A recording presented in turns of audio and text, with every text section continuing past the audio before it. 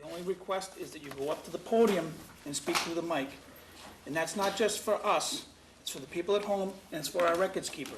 She works really hard at trying to get names correct, so if you're up there, take your time. Everybody's welcome to speak. So tonight's agenda, first thing on there is to vote minutes, July 16th, 2014. Mr. Chairman, I've read the minutes and find them acceptable. Is that your motion? I make a motion to accept. I found a few corrections in order, Okay. and I can pass them to Susan. It says that Ms. Blatfelter called the meeting to order, but you did. And we had testimony from Pamela Newbert, and she's in here as Newberg, but so I corrected that. And should I just pass these down to you? Yes, please. You're welcome. Would you like to amend your motion to include those corrections? Yes, I would. Please. I'll second it. Okay, we have a motion and a second. Any other discussion on the board? All right, call for the vote. All those in favor? Aye. Opposed? Any abstentions? Unanimous, so moved. Next, we have a request for continuance under hearings under a notice of intent, 410 Seacoast Shores Boulevard, East Falmouth, for permission to demolish the existing house and all the rest of that description. So continuance. Yes, Mr. Chairman, the applicant has requested the continuance until August 20th. May I have a motion on behalf of the applicant? And the request of the applicant, make a motion to continue until August 20th. 20th. Second? Okay, we have a motion and a second. Any other discussion on the board? Any discussion from the audience? Yes, sir. Please, please come up to the podium. My name is Bob Donahue. I live at 405 Seacoast Shores, directly across the street. And I just came down because I wanted to find out what does it all mean, and as a butter, what is there that I can say or do? Is there any impact, or am I just basically listening? I really didn't understand the process. Right now, I'll bring him right up to speed. Okay. This is a continuance. The applicant is not prepared to make his notice presentation tonight. So therefore, on August 20th, we will open the hearing then. You will not be re-notified. So if you want to appear on the 20th, this is the time to recognize that. Put it on your calendar. At that time, when we open it up, the board will get all the information, and then I'll open it up to the audience. It'll actually be a motion to close the hearing. And that's how, so everybody's on the same page. When you hear there's a motion to close the project and take it under advisement in a second, it's not getting voted, it's just procedural. That part of it, then we open up to the audience for any public comment. And letters, talking, any of that is more than welcome to be included in the record. So if there's some thoughts I have on what's about to be done, I can also write a letter to the commission? Absolutely. Okay. And that can be submitted through the office, and that'll become part of the file. Okay, perfect. Thank you. You're most welcome. Is there any other comments from the audience? Seeing none, a call for the vote. All those in favor? Aye. Opposed? Any abstention? Unanimous, so moved. Glasses on. Next, request for determination of applicability. This is a lesser permit. This is done with a negative finding is what you want to have so that you can continue with your project and not need to go to the next level with a notice of intent. First up is James and Deborah Moran, 15 North Chop Road, East Falmouth, for permission to pump, fill, and abandon the existing cesspool, upgrade with a new Title V sewage disposal system. Yes, Mr. Chairman, the staff has reviewed the project, and we are recommending a negative 200 statement about how the resource area boundary is not confirmed. So moved. Go for it. So who will second? Chairman, the staff did let the applicant's representative know about an outstanding order of conditions that was issued on the property and asked them to take care of it. Okay, thank you. We have a motion and a second on the table. Any other discussion from the board? Is there any discussion from the audience? Call for the vote. All those in favor? Aye. Aye. Opposed? Any abstention? Unanimous, so moved. Next is 120 Racing Beach Trust, care of Edward Gordon, 120 Racing Beach Avenue, for permission to install a landscape retaining wall to grade and install screen buffer plantings. Jen?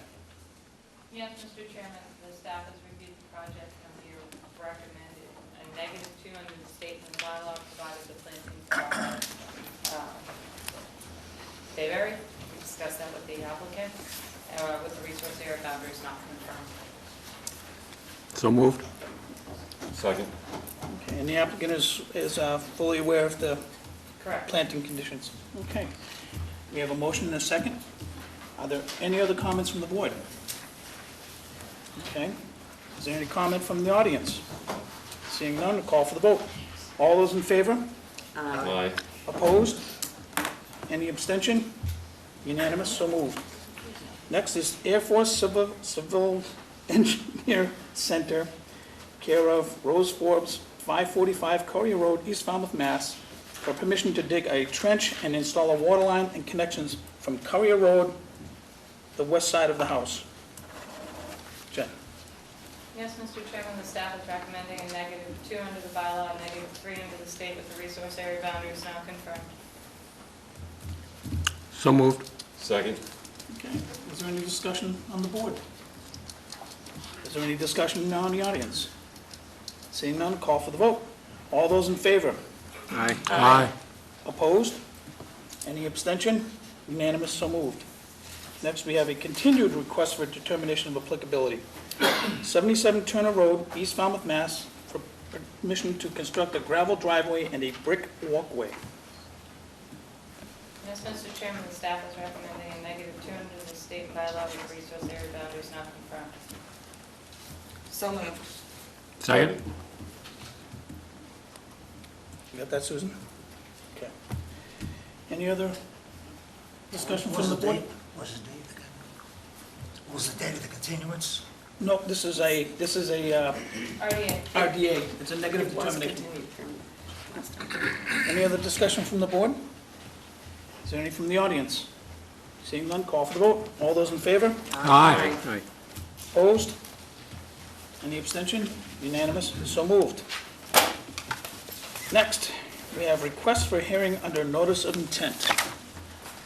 All hearings of the Falmouth Conservation Commission are held simultaneously under the authorities of the Massachusetts Wetland Protection Act and the Falmouth Wetlands Bylaw. Although a single decision of the commission is issued, it represents a separate decision under each authority. At this time, there's new people that have come in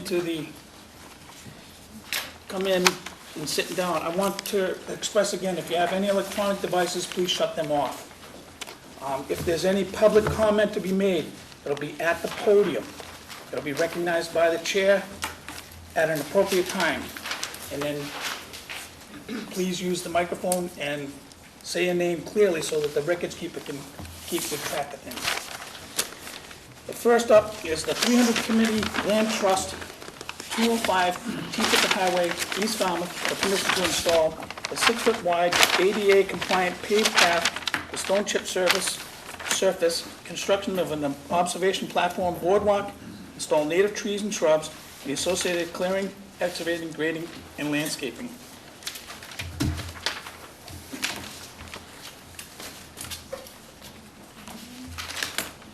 Do you have any comments at this time, Jen? No, Mr. Chairman, I'll save any of my comments until after the committee's presentation. We'd like to dim a couple lights for you.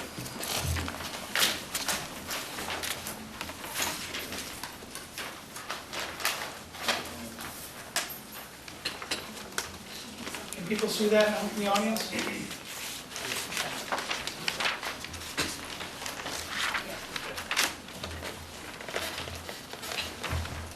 Mr. Chairman, Good evening. congratulations on your new appointment as chairman. Thank you. My name is Leonard Johnson, North Falmouth. I am president of the 300 Committee. We're coming before you tonight with our proposal for what we call Phase 2 of the restoration of T-Ticket Park at 205 T-Ticket Highway in East Falmouth. I think you're all familiar with where this parcel is. We have had an intent from the very beginning that has two parts with this parcel. The first of all is to create a,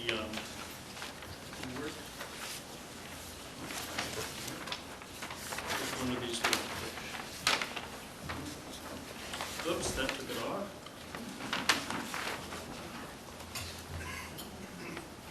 Not getting it right. In any event, that one over there, okay. The two aspects of this parcel. First of all is to create a park. This is one of the most congested areas of town, and it is also, of course, in the upper end of the Little Pond watershed. So we wanted to create a park, working with the T-Ticket Civic Association, using ADA compliant paths. We have very few parcels of open space in Falmouth that have ADA compliant paths. One of the other ones is the Bartolome parcel. And so this was a primary priority of ours, and it was a significant aspect in our application to the state for a park grant of $500,000, which we received. The other aspect, of course, is to restore whatever we can to the Little Pond watershed system. As Chris Neal pointed out so eloquently at our annual meeting a couple of weeks ago, that it's one thing to preserve open space in a watershed, it's another thing equally important to restore it. And so this is what we're doing. I think you know where this parcel is. No, I'm not. I think if you aim it, yeah. Here we go. There's where the parcel is, and that white blot just below it, as you come down the watershed, of course, is the mall. And you all know and been following what's going on, and the Little Pond Conservation Area was purchased farther down, and then you go into the pond itself. So this has been an integral part of what we're up to. The restoration, as a sidelight, I might mention that this entire road, T-Ticket Highway, back in the 1950s was lined with elm trees, and they were taken out by the state when they widened Route 28. One of our aspects in the streetscape that you'll see in some of Jessica's slides are to put some elms back in there, and that was a significant part of our early planning. The total cost of the park acquisition and the creation of the park is $2.25 million, $1.65 million to purchase the property, and $600,000 to develop the, I shouldn't say develop, to create the park and restore the wetland. So that's what our budget has been. Unlike a number of projects we've been involved with the town, in this case we own the property and the town holds the conservation restriction. And $1 million was used from state grant, CPC, and from our funds to buy the conservation restriction, if you will. With me tonight are Jessica Rittenauer, who's going to follow up next with a discussion of the details of the proposal before us. Tom Bunker is here. Doug Brown is going to be has been involved with designing and building the boardwalk and the observation platform. And Joanne Morimoto, who's on our board, is also here tonight. She's the chairman of our land acquisition committee. She's a senior scientist at APCC, and she prepared the one-page summary that you have in your packets, since I believe you have it in your packets, that states, I think, very clearly what we're up to tonight. So thank you for listening, and Jessica's next. Thank you.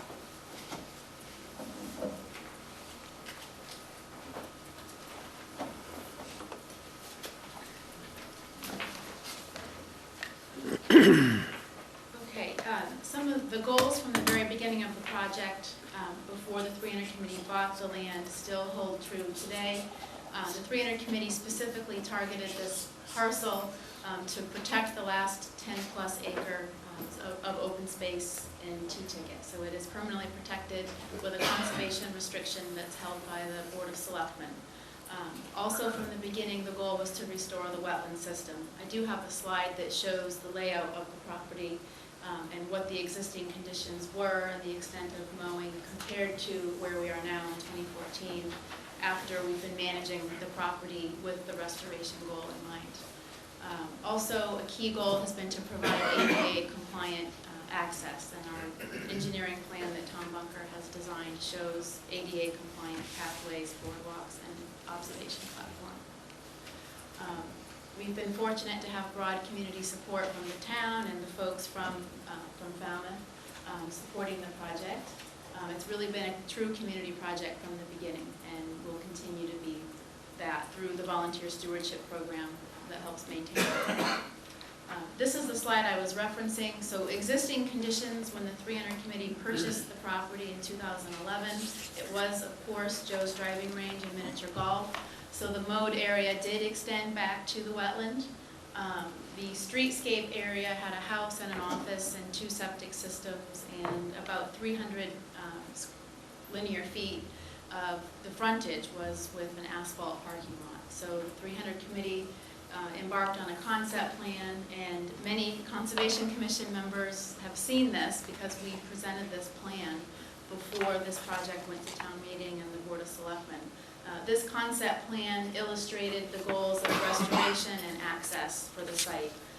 And this concept plan has been incorporated into the conservation restriction. So we have reserve rights to install these elements, provided that they're approved by the Board of Selectmen.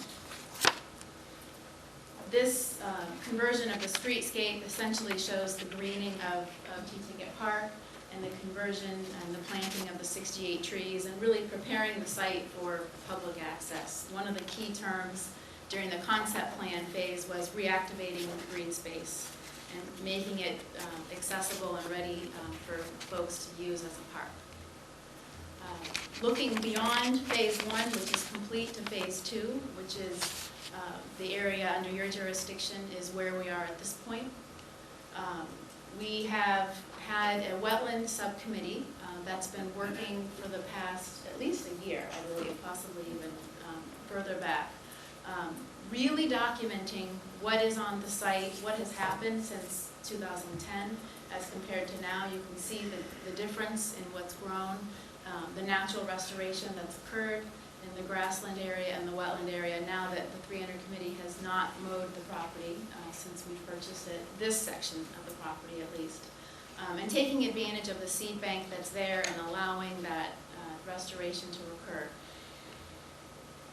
The area in numbers, the wetland itself is 81,000 square feet. Calculating the buffer zone area adds another 140,000 square feet. So we're looking at approximately 5 acres of the property within Conservation Commission jurisdiction. We propose 4,435 square feet of alteration. That's the pathway, boardwalk, and observation platform within the buffer zone and the wetland.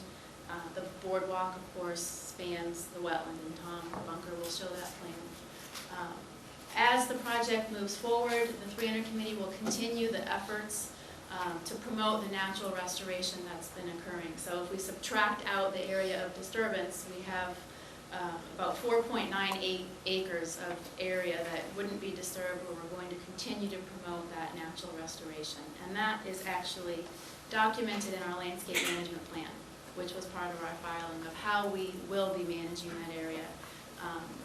And the inventory of plants is also included in your filing as well.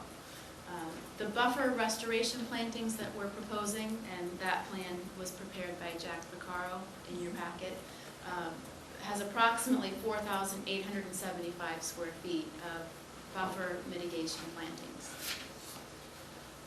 Just a few words about how we came up with the buffer restoration plan. We had the subcommittee consisted of our stewardship coordinator, Alex Atkins, Pamela Poloni, Joanne Muramoto, and Richard Payne. And we looked at what was already growing on the property, the inventory that Pam Poloni and her Botanical Club of Cape Cod and the Islands put together, inventoried almost 90 native plants, wetland and upland areas. So we looked at that list and essentially selected plants to propose for the buffer plan that were handpicked from that list. Just an example of some of the items found: the swamp milkweed, lance leaf violet, high bush blueberry, and golden pert. Our stewardship coordinator looked at areas of transition. We were interested in getting a better understanding of the site, knowing that we had grassland, woodland, wetland, and then the shrub swamp to the north, which is on town property. And of course the grassland, the little blue stem and the broom sedge blue stem, some of which would be transplanted to allow for the pathway to be installed. So the buffer restoration plan shows a path border that's about 300 square feet that would allow us to transplant and retain those plants on site. Also, we're managing for killdeer. There are many open gravelly areas on the site, and when we worked through the site planning, we wanted to make sure that we were planning the trails not only to be ADA compliant, but to try to avoid some of these open gravelly areas so that we can maintain some of that important habitat. The buffer restoration plan itself, again, was in the filing. Some of the plants that we're proposing near the path areas include the beach plum, and there are some beach plum already on the site, low bush blueberry. Near the wetland edge, we're proposing steeplebush, meadowsweet, tupelo, high bush blueberry, leatherleaf, and essentially our goals for the project, what we're calling phase 2 of the project, is to minimize the disturbance of the native plants that have grown onto the site since our ownership in 2011. So our approach to the mitigation is twofold. First, to promote the growth of the native plants already present, which we've been doing. And second, to install some of the new native mitigation plantings in the buffer zone in areas where we thought they made the most sense. And the plantings, of course, along the wetland path would help to keep foot traffic out of the wetland area. We want to, of course, guide people to stay on the path, and also will provide habitat. One area of concern has been, we believe, that too many plants, in the sense of overplanting, could adversely impact the existing native plants throughout the site.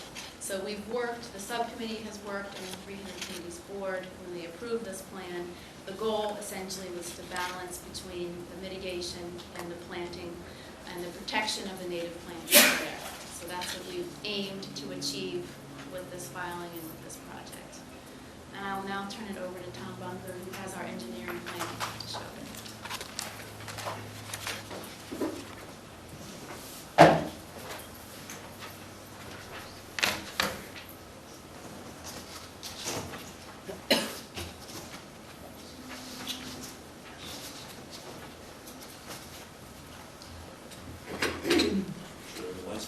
Yep, that's,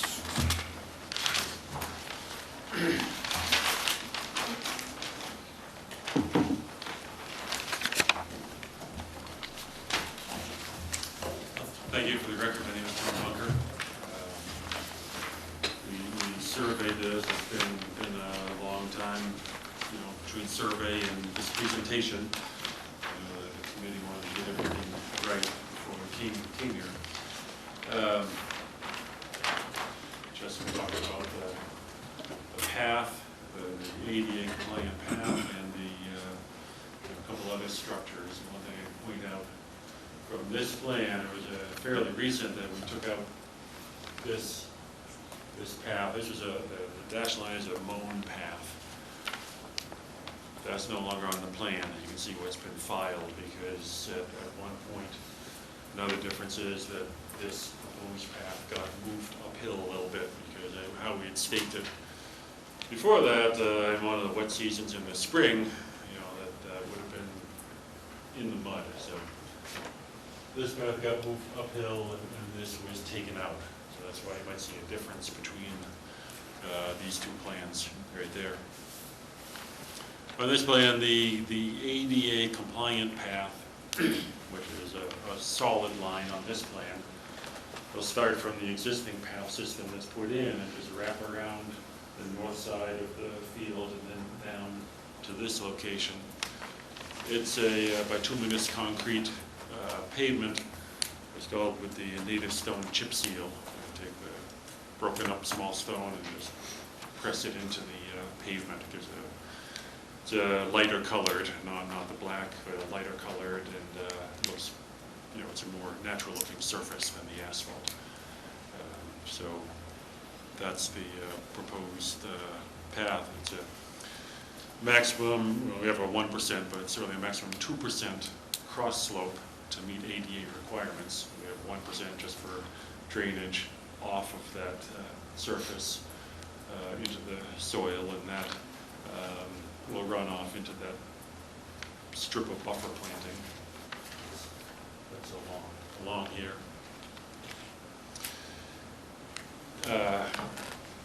Up here is the observation deck platform we have in this location, which is this be constructed fairly simply out of the interlocking modular block walls and the pervious pavers on top of coarse, well-drained material. So generally it will, rainwater will just go through it and into the sandy, gravelly material below it. And there's some planting around it, and there'll be 3 benches on that. So people will come down and stop there. It'll be no more than 30 inches above grade, so a railing or handrail will not be required. Be accessed from the higher side of it. This edge right here will be up above grade a little bit to give a little bit of a raised platform for looking over the wetland.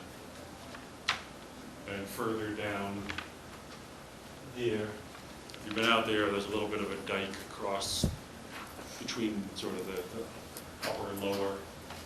Right through here, there's a pipe running through it. So this is designed to go across that. It's a boardwalk. There's the detail of its construction, a section and a profile.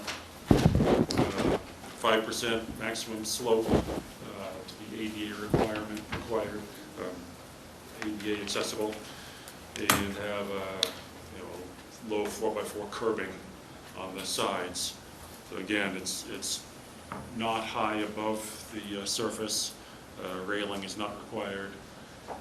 It raises up a little bit, so in case of flood, water can go underneath it. If it can't fit all through that little pipe that's underground there. And it's drawn on here as though it was posts. Originally, there's going to be black locust posts, but in a recent plan change, it's a techno metal post, which is a screw type of auger that will go in. Less disturbance to the ground. It just screws in and then fasten some type of bracket to the top of it, and lay the stringers on top of that. If you want more detail about that, Doug Brown will explain that if you need more there.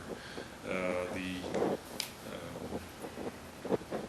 framing will be pressure treated, but with the not the CCA.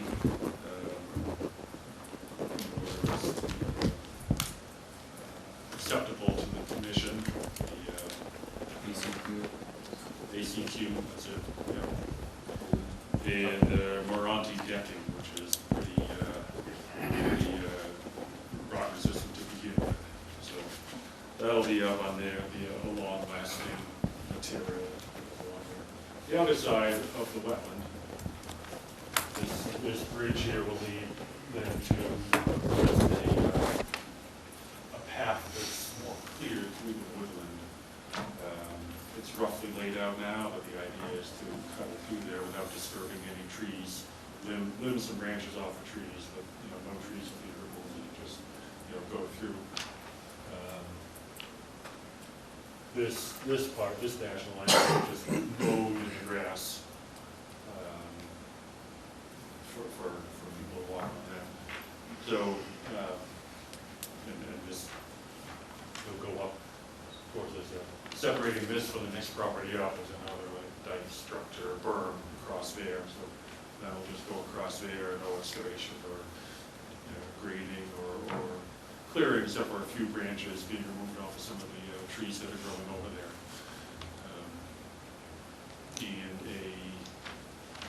one more bench put down in this location here. Are you gonna speak, Joanne, or just answer questions? Answer questions. Just question, okay, then that's probably the presentation then, and we'll take questions. Thank you, appreciate that. Jen? Okay. Mario, start with you. I think this is a great amenity for the town, I really do.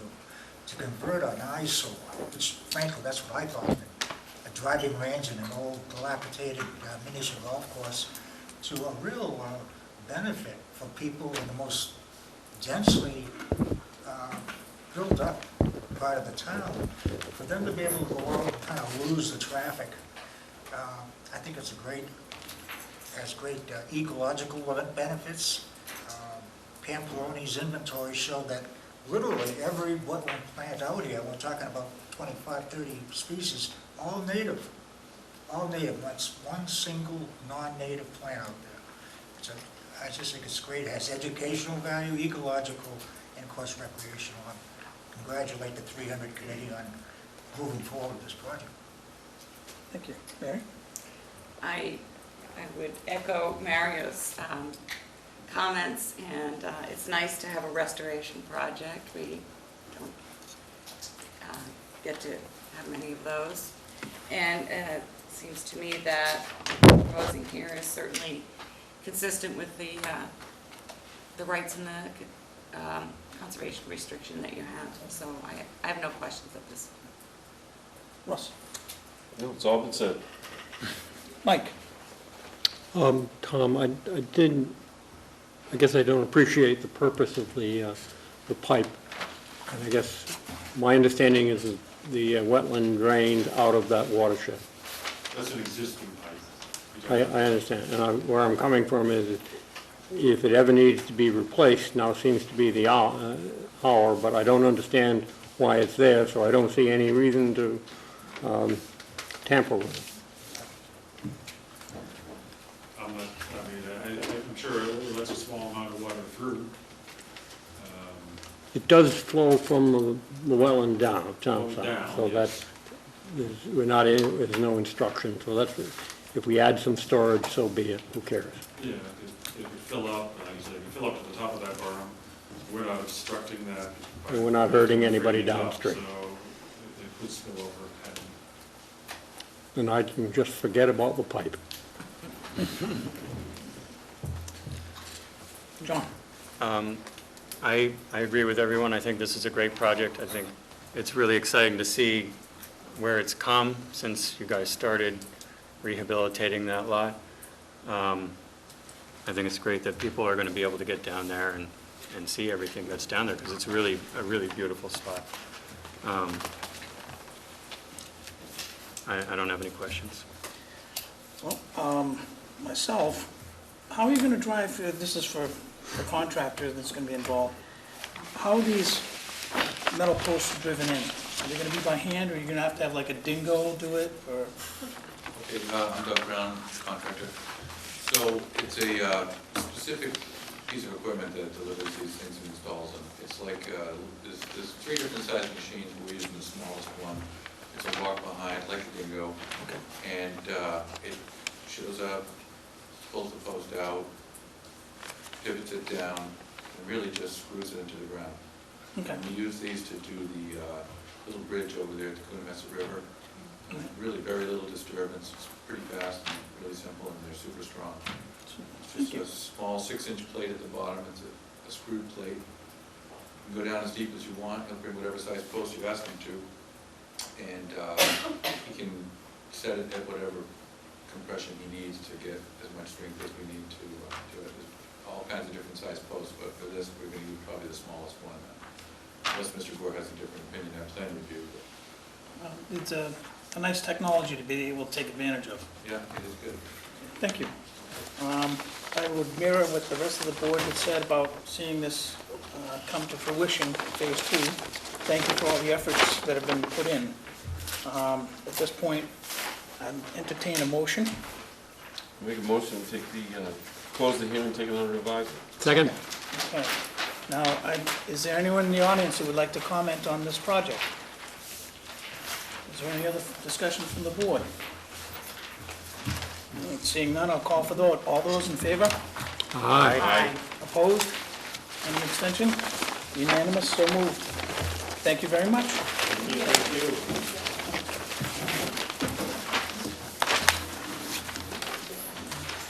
Okay, next is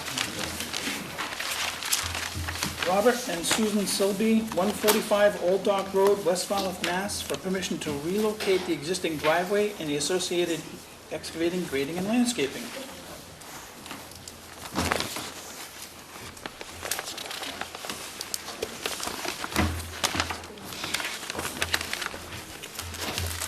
Good evening, Tom.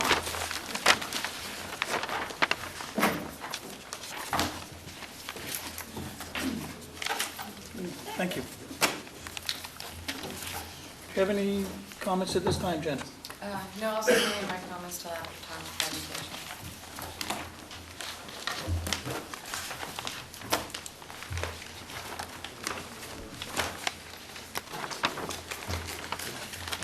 Thank you. Tom Bunk with the assessed design.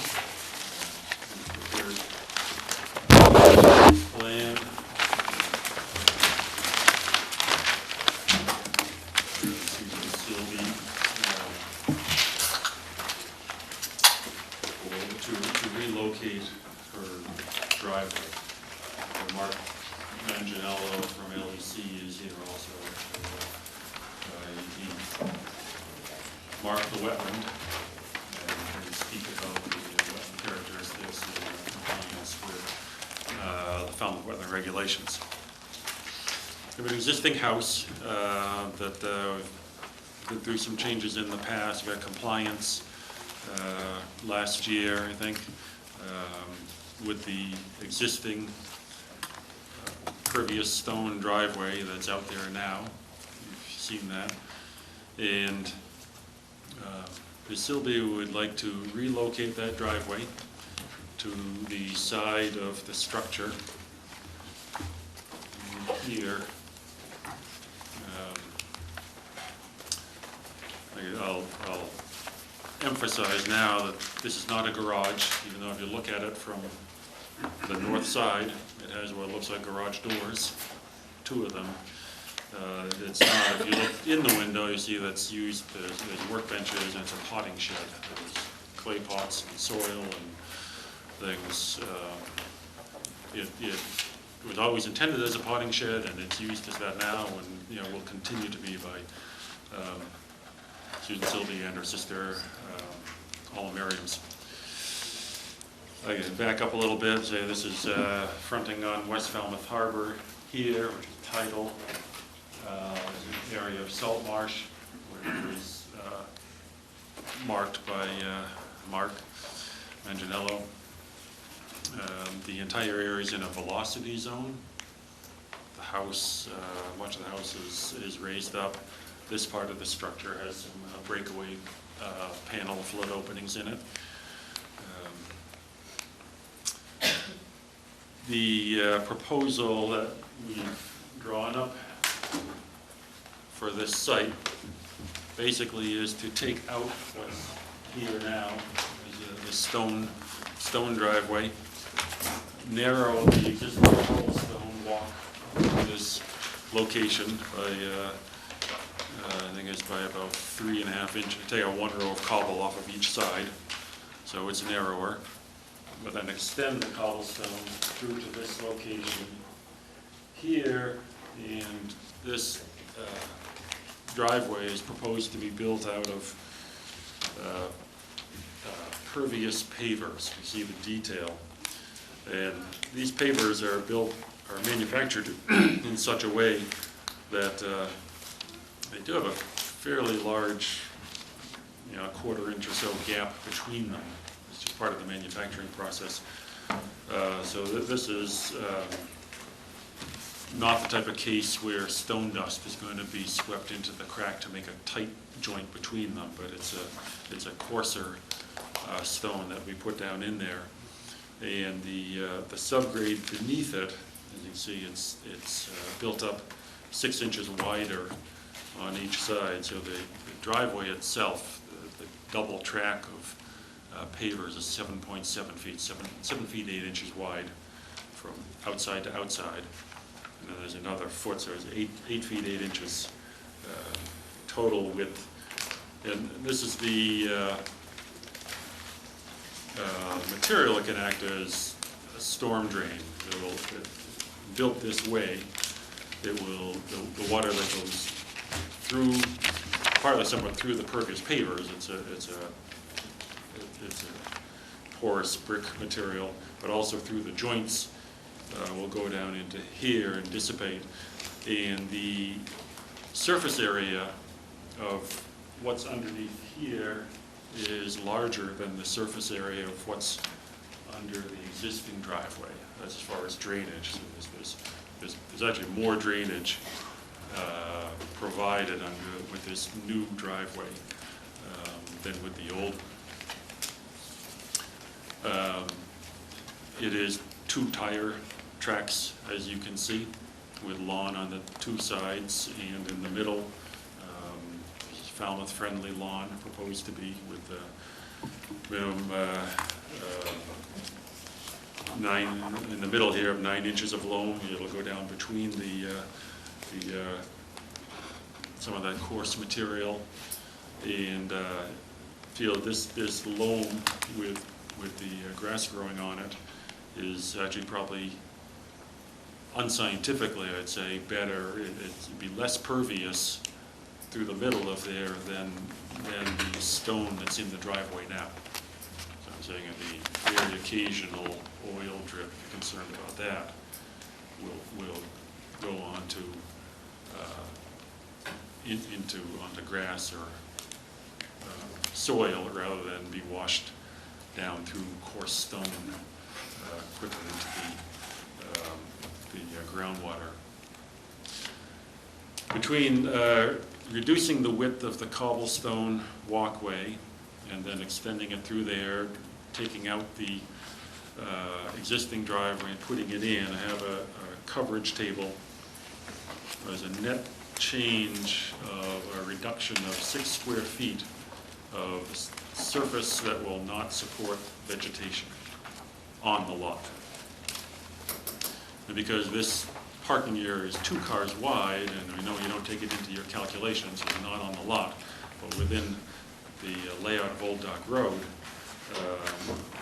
there is a change of 95 square feet reduction of surface that will not support natural vegetation.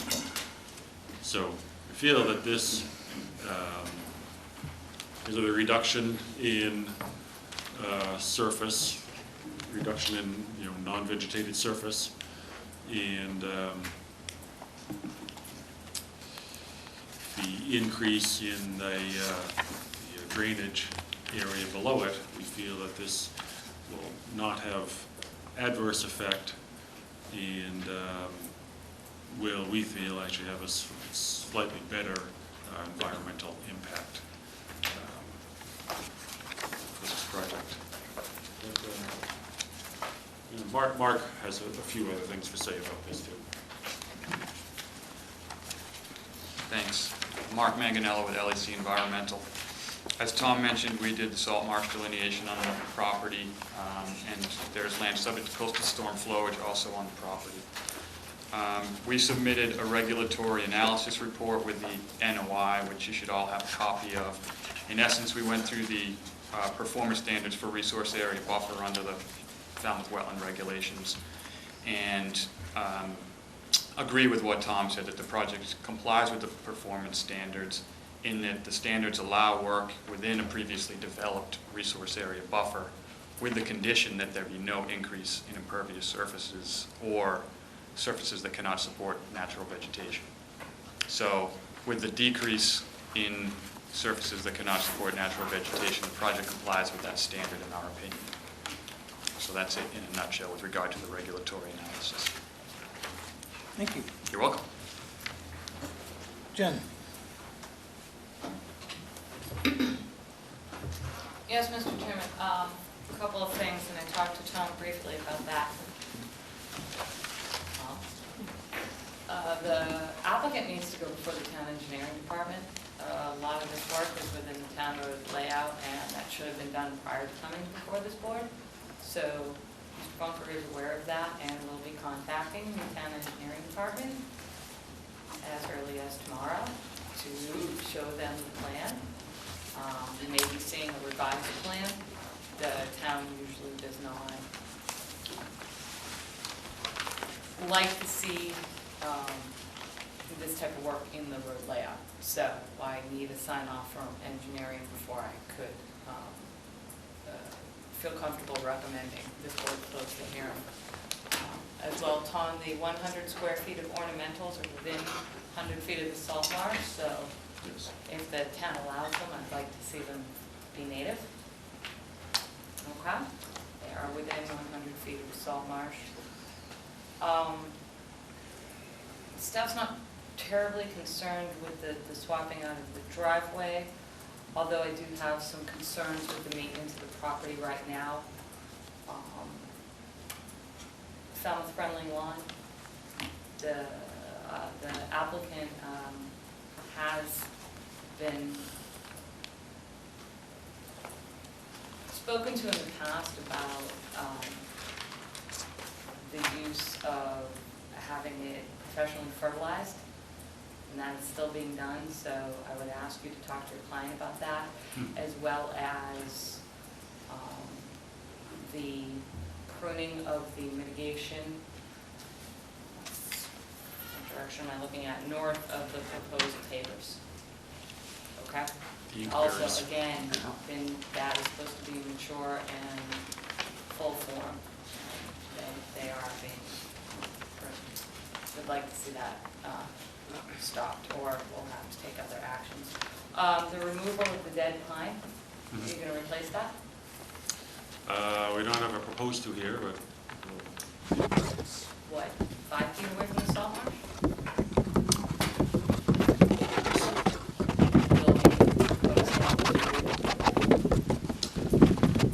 replace the dead pine. we'll talk about putting in a pine tree or something. Yeah, maybe a cedar. Look at it, look what's around it. And really, I'm just concerned with what the town engineering department's going to say. And I am a little concerned with the irrigation system within the road layout there, so please, talk to Peter as that as well, and I'll be following up with him. But you and I spoke about those things. Other than that, just the maintenance of the Falmouth-friendly lawn, it's not really being maintained as a Falmouth-friendly lawn, so that needs to be addressed, as well as the maintenance of the mitigation plantings on site. That's it. Thank you. John, I'm going to start with you. Okay. I like this proposal. I think you put a lot of thought into it, and you've addressed my concerns mainly with the fact that there's going to be a car parked here this close to the resource area. I think you're dealing with that issue. Like I said, I appreciate the thought you put into this proposal. I like it. Okay. Mike?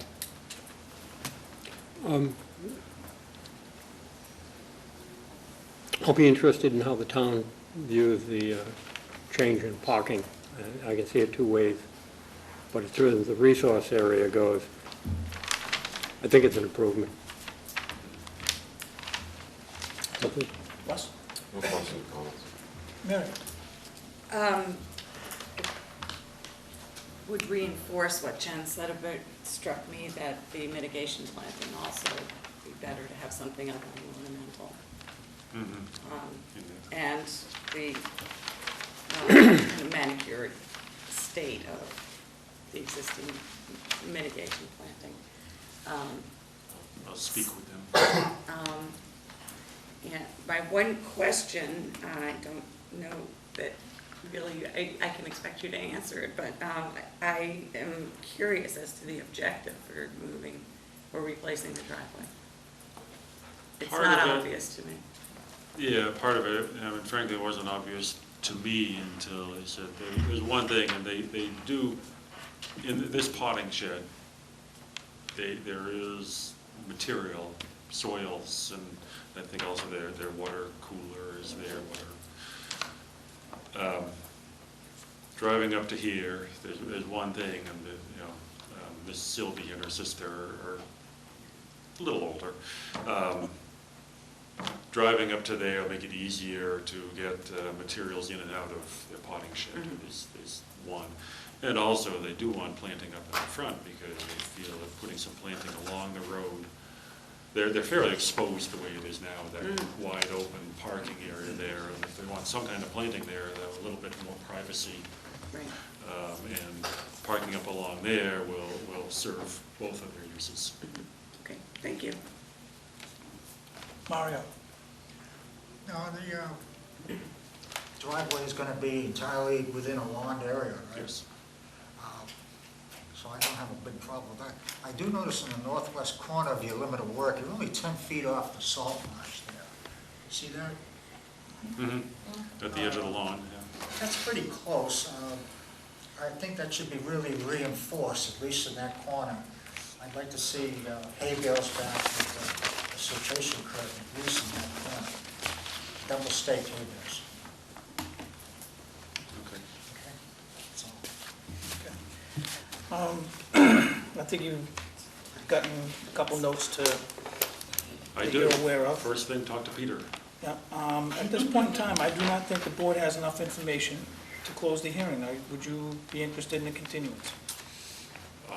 Yes, I'll request a continuance. 3 weeks, I don't know what Most of the it, agenda looks like.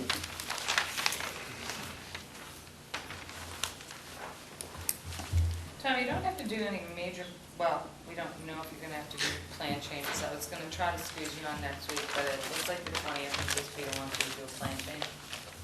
Is that okay? The 20th is 3 weeks. Yeah, well, they don't meet on the 13th, so it would be, I was trying to get you on, I mean,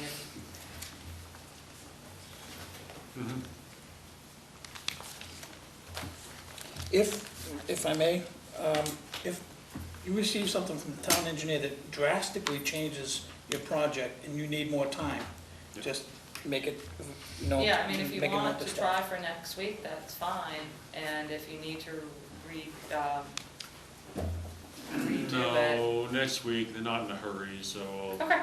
make sure I have time to do it. Okay, at this point in time, I'd entertain a motion for a continuance. At the request of the applicant, I move that we continue this hearing to August 20th. Second. Okay, before we do that, is there any other comments from the board? Well, I got one. I just, when you come back on the 20th, I think everything that we've said here, this could move along quickly, as long as this is clearly understood. The town layout is an issue. The Falmouth-friendly lawn is an issue. Check with the irrigation in the town layout. Okay? My impression is nobody has a real issue with it being moved over and being used as a driveway there. Form follows function. Backing in there and unloading potting soil, it's a whole lot easier than carrying it across. Understood that.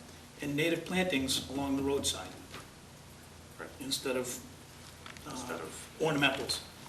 And if all those things are attended to, I don't see this being contentious at all.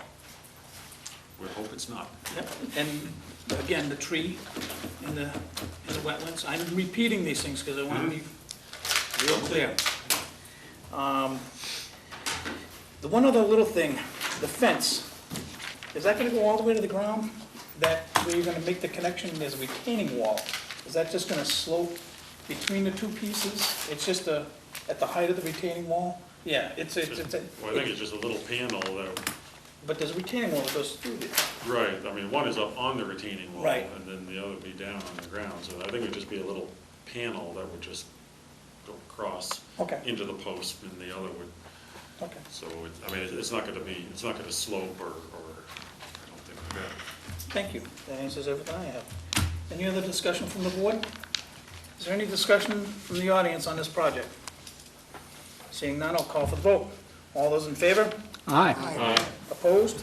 Any abstention? Unanimous, so moved. Thank you. The next one on the agenda has been continued. That's 410 Seacoast Shores. That was continued to August 20th. If anyone's here for that project at 410 Seacoast Shores, that you will not, and you're in a butter, you will not be re-notified. It is August 20th for 410 Seacoast Shores on a continuance. All right? Next is 49 Sharon Ann Ave. I knew I'd mess that up. East Falmouth, for permission to remove the existing retaining wall, stairs, and barbecue, and install a new retaining wall, in-ground pool, spa, rock garden, wall terrace over the existing deck, utilities, and the associated clearing, excavating, grading, and landscaping. Good evening, Mike. Mr. Chairman, I'll save any of my comments till after my presentation. Thank you.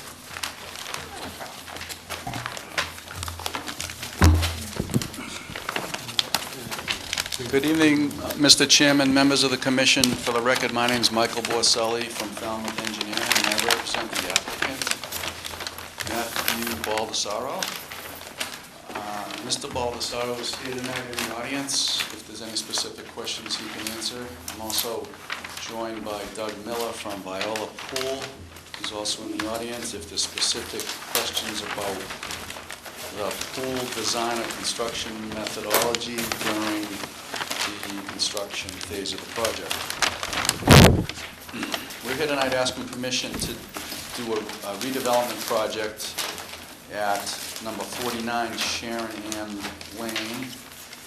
The site currently has an existing house, a deck, driveway, timber retaining wall on the seaward side, and other typical landscaping features of a residential home in this area. The resource areas that are within 100 feet of the proposed work include salt marsh, which was delineated by Vaccaro Environmental Consultants, and a very, very modest, low-profile coastal bank that I've shown in a light green color here. There is also work within land subject to coastal storm flowage. The proposed project is redevelopment and includes some demolition of existing features on the site. Most notably, there's a timber or landscape tie retaining wall that is shown in this location. In fact, it encroaches slightly to the north, to the abutter to the north. That is all proposed to be removed. Mr. Baldessaro would like to remove that and substitute a more naturalized stone retaining wall on the north side of the house with some regrading and stone steps to get you to the various levels. This lot is sloping. It's a walkout style home, so the basement level is at grade on this side, and the other side where the driveway is basically 1 story higher. In the area of the existing deck and existing stairs, he wishes to install a modest pool with terraces and a small spa that is actually at the same level as the existing deck, which happens to be at 1 level above the ground. The pool is proposed to be made to look natural with a stone veneer so that it is more aesthetically pleasing, and it's designed to sort of blend into the existing topography and become a more naturalized backyard. There's a small stone wall over here and some terrace area adjacent. So we treated this as a redevelopment project, and we did a analysis of the pre and post impervious surface calculations, and the post-construction impervious surfaces within the no disturbance zone 8 of the salt marsh are actually slightly less than the existing conditions, so there's no mitigation required associated with this project. There's I failed to mention that there's a location for the pool equipment, which is located adjacent to the house in this location. That's where the filtration system and other things associated with the pool operation will be located. The limit of work is shown as an orange line on this plan.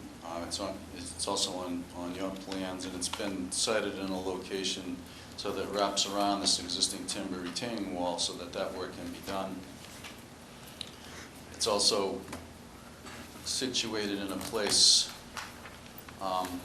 so that it discourages any mistaken removal of trees.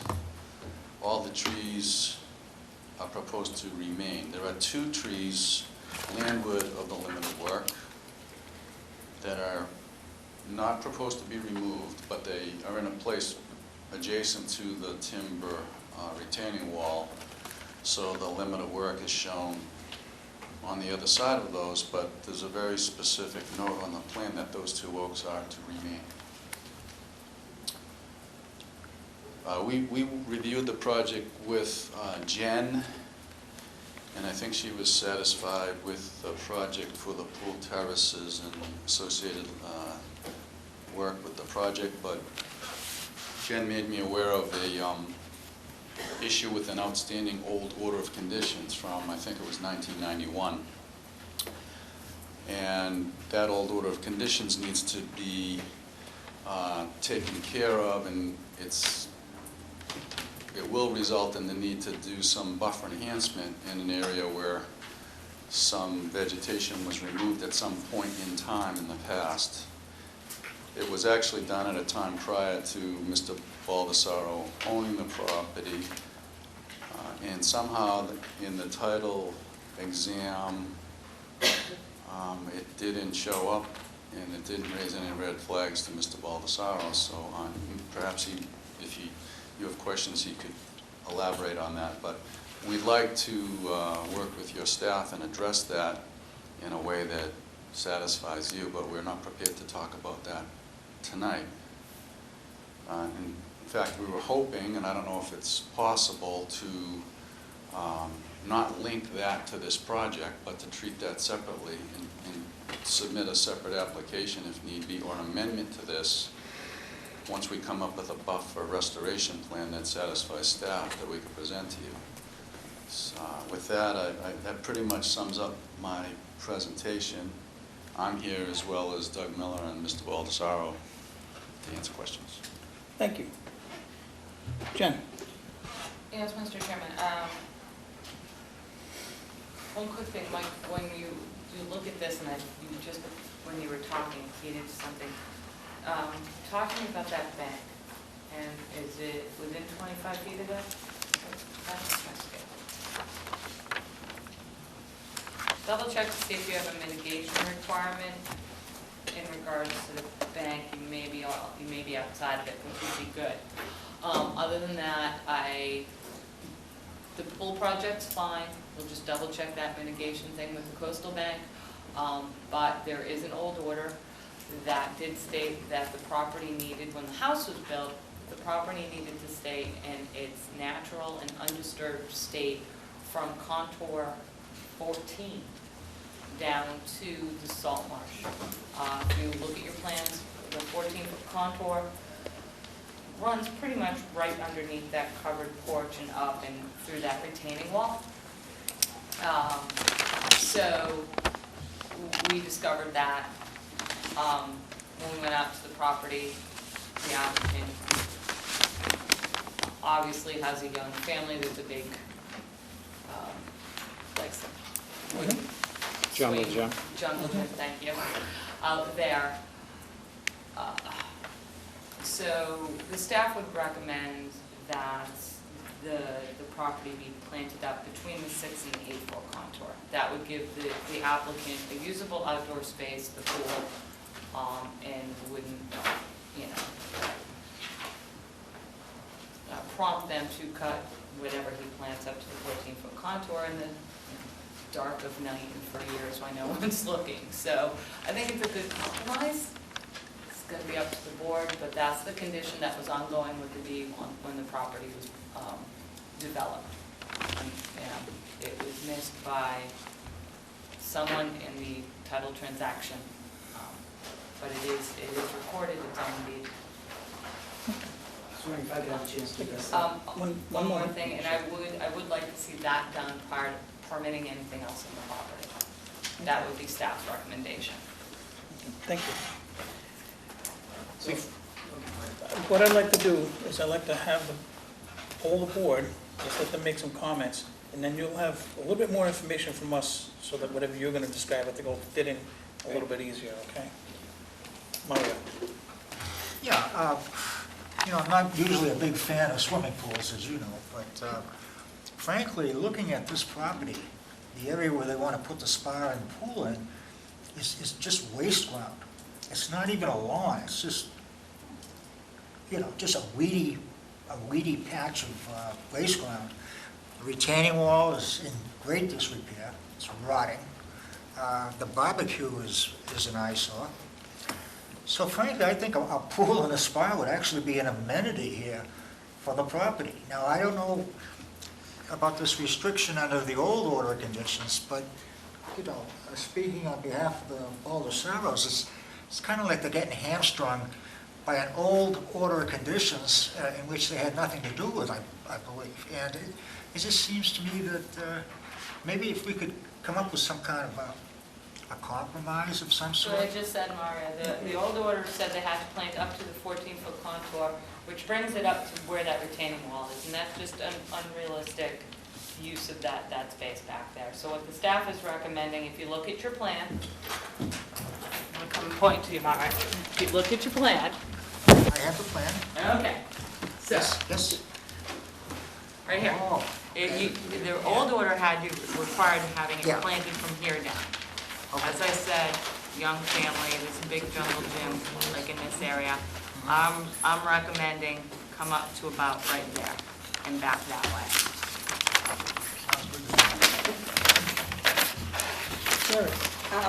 I don't have any problems or questions with the project as you presented it. I agree with Marion that I think you're getting, it's a nice project. Yeah, and so what I'm it'll, saying is go.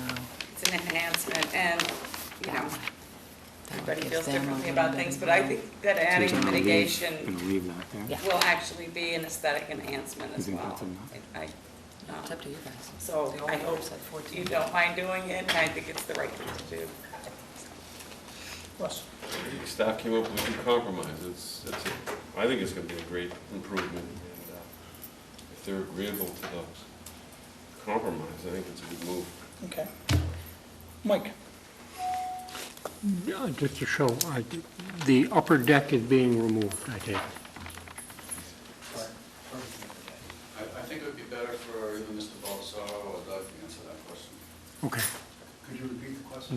The upper deck south of the fenced-in, the covered porch is being removed? Before you There's- answer, you're gonna have to go up there and identify yourself, I please. can probably just address that. I'm Matt Baldessaro, the owner of the property. The plan right now calls for the deck boards themselves to all be removed and partially replaced with more weather-resistant material, but it won't be the same square footage as it was prior to the project. So the spa is actually underneath that? Built into the existing deck. So where you see the spa, those boards are getting removed, Okay. as well as all the other boards, but the other boards will be replaced with something more weather-resistant. How does that waterfall look? Another question? Okay, how does the waterfall work?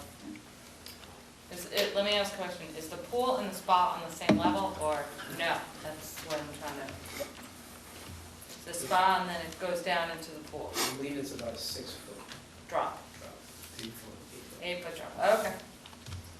I'm getting it now. All set, Mike? From the perspective of the resources, my questions have been answered. What this thing really looks like is a bit of a puzzle to me, but that's okay. John? Like water country. Yeah. No, yeah, there you go. I like the project with the pool. I think that's a great use of the space that you have there. I think it's definitely going to add to the house. I do have an issue, though, with the outstanding order of conditions. I think that's an unfortunate circumstance, but this is an area that's clearly within the resource area that needs to be protected. I understand that the coastal bank is non-eroding and that there isn't this effective wave action that's going to come up there, but it is in the flood zone. There is going to be an impact on that area from time to time with water. You're right on the edge of the water there. I would like to see a little bit more mitigation, perhaps, on that side, just to make sure that the area there isn't going to be degraded in the event of a flood or in the event of rainstorms or anything like that, because it is a sensitive area. That's why it's designated no disturb. That's my feeling on that aspect of it. I think the pool is a great addition. So. To be clear, you're talking about in front of the pool? Like right Yes, well, I'm talking about the area that's been disturbed. Yeah, not anything, like the retaining wall, all of that stuff coming out, doing the stone wall on that side. I think you've addressed that well. My concern is just in the area that's below the coastal bank and in the area of the flood zone. Thank you. Myself, I met you on site, and I complimented you on the stewardship of your property.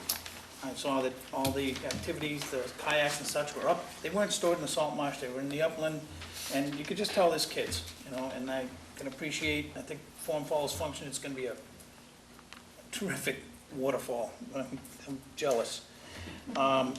What the board is grappling with at the last minute, because we've now been brought up to speed about the old order conditions.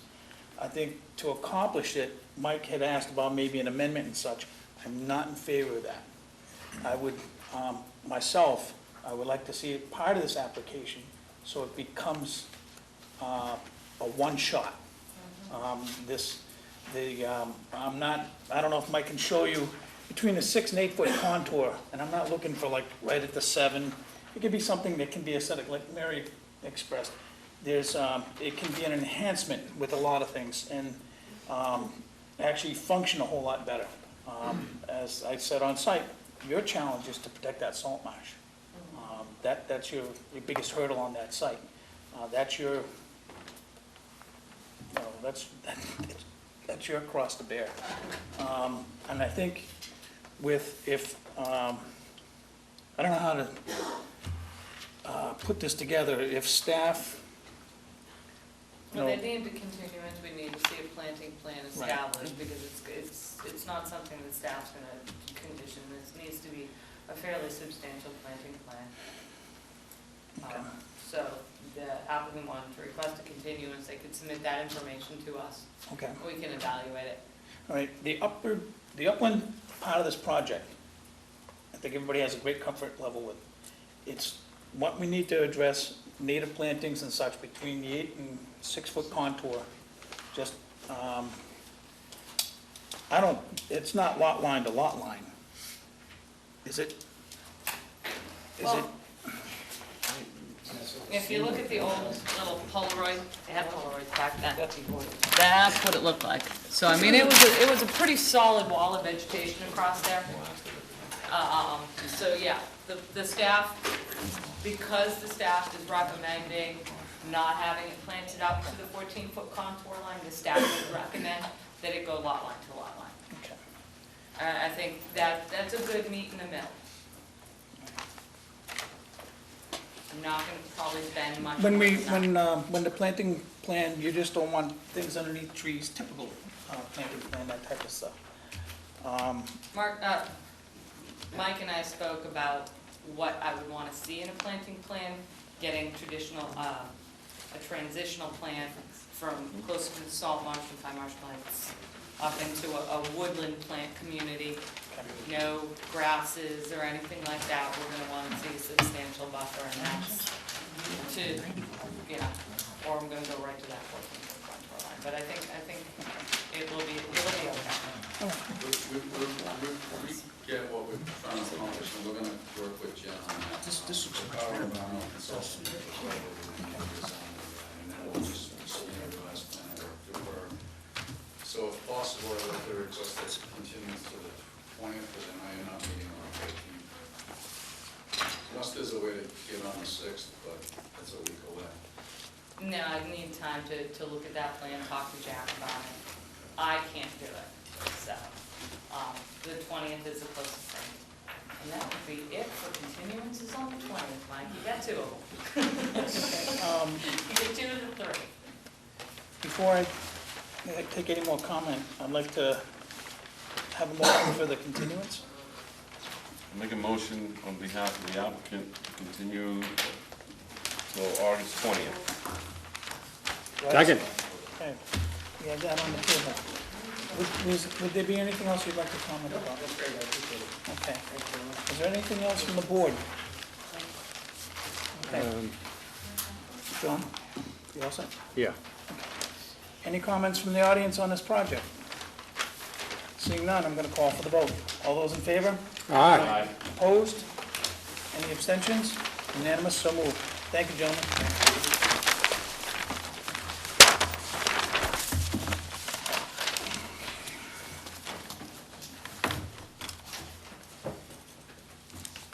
Okay, next, we have continued request for hearing under a notice of intent. William Roberts, 220 Scranton Ave, Falmouth, for permission to undertake maintenance dredging to a 3-foot depth along the existing bulkhead to remove 140 cubic yards over an area of approximately 3,265 square feet. Yes, Mr. Chairman, we were only waiting for the DEP number, which we've received, so the board feel free to close the hearing.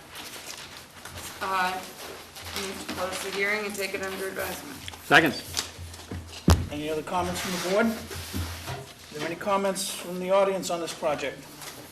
Seeing none, I'll call for the vote. All those in favor? Aye. Opposed? Any abstention? Unanimous, so moved. Next is Logan and Lisa Huffman, 3 and 5 Ottawa Lane, Falmouth, Mass., for permission to raise an existing dwelling, pump, dry, and remove components, install a new Title V sewage disposal system, construct an attached garage to 5 Ottawa, install a walkway, new driveway, drainage, modifications, and the associated clearing, excavating, grading, and landscaping.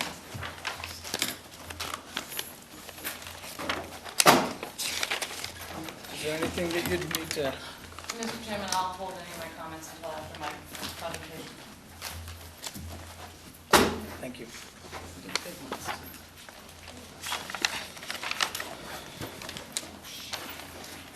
Mr. Chairman, for the record, my name is Michael Borselli from Falmouth Engineering, and I represent the applicant along with Blue Flax Design, represented by Teresa Sprague and Amy Wilson of Blue Flax Design. We're here tonight to ask your permission to do some activities on this property. You may be familiar with this general area on our lane because you looked at and issued an order of conditions for 11 on our lane, which is just to the south and west of the site. We applied for and received permission to raise and reconstruct that house. And at that time, I talked about like an overall master plan and said that we'd be back for some other work. And here we are, back for that other work. So now we're looking at one of the other homes on the property, and it's the house that really is the focus is number 5, because that's the house that's going to remain. We are actually going to propose to demolish number 3, which is almost entirely out of your jurisdiction, but the very northwest corner of that house, we were proposing to put the new septic system for 5 Ottawa Lane is proposed to be demolished and not rebuilt. There's actually 4 different activities we're proposing on the site. They are a proposal to add a two-car garage to the end of the existing structure on the landward side of the existing house number 5. House number 5 has no garage associated with it now. In fact, part of the garage over at number 11 Animal Lane used to be used by number 5, and that application included removal of that garage to make way for that new septic system. We're trying to get all the septics upgraded and out of jurisdiction. And there's a lot of things on the site that are in the way, so the master plan was to create 2 distinct lots instead of what's really in effect 3 lots out there now. So demolishing this house at number 3, an elimination of that as a building lot, removal of that garage, make it so that this house, if you approve this garage, will have its own garage attached. There's another detached garage that's really more of a workshop, and it has a generator and a greenhouse associated with it. So we're hopeful that you can review and approve that garage, and we believe it meets your standards on the redevelopment. That's one activity. The second activity is to replace the existing septic system that serves this house. There actually was a previous proposal when this property was owned by a previous owner to do that, but that repair and upgrade never went forward. And that repair and upgrade was proposing to leave it still within 100 feet of wetland resources because that previous owner did not want to demolish the existing house at number 3. The new owner is willing to do that, so the septic system proposed to upgrade the existing system here can now have its leaching component more than 100 feet from all the wetland resources. There'll be a septic tank and pump chamber located here. We need a pump chamber because we need to provide the separation to the groundwater table from the leaching field. So that's the second activity. The third activity, which is really out of your jurisdiction, but I think it's important to note because some of the work associated is right adjacent, is a reworking and a restoration and a redesign of the driveway system that currently serves that house and the surrounding area when it's not a pond. And for a lot of the time, there's a pond there. And it's a pond because it's the lowest point in the entire area. It's in a basin surrounded by impervious surfaces. And there's nowhere for the water runoff to drain to. It's very low. It's in fact only like about 2 feet above the groundwater, which is in effect the same level as Oyster Pond for the most part. And at the moment, and for a very long time, the previous owners had attempted to try to keep it dry by they had a small, like sump pump, almost like a bilge pump that would, when the water got to a certain height, they pump engaged and they pumped it, attempted to pump it out. But they were really pumping against the tide, literally.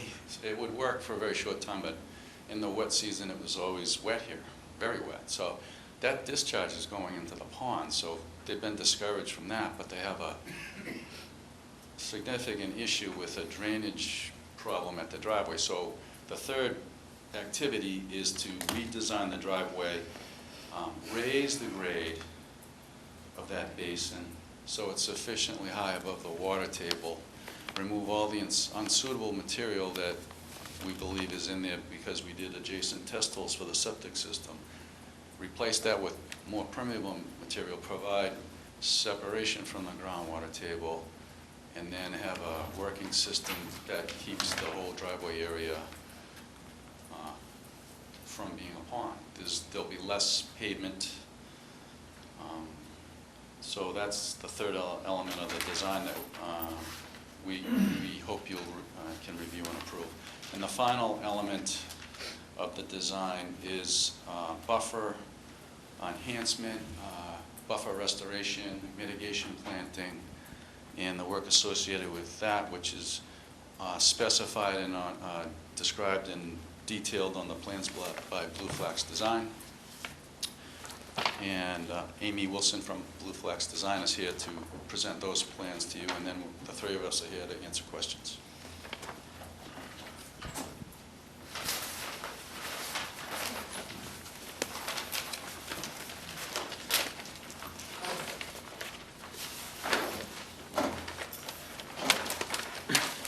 Hi, my name is Amy Wolfson from Blue Flax Design. And on the project that Mike was just discussing, there are 3 resource areas that are within conservation jurisdiction. You might have noticed the coastal bank, the banks of the salt pond, and the buffer zones to these resource areas. So in these resource areas, there are a mix of native and non-native and invasive species. The existing native vegetation includes highbush blueberry, winterberry holly, bayberry, oak, tupelo, paper birch, summer sweet, and eastern red cedar. And some of the invasive vegetation and non-native vegetation includes autumn olive, Asiatic bittersweet, multiflora rose, English ivy, burning bush, border privet, vine honeysuckle, and porcelainberry. And these invasive species are currently threatening to outcompete the native vegetation on the coastal bank area. And I have some pictures of this area right here.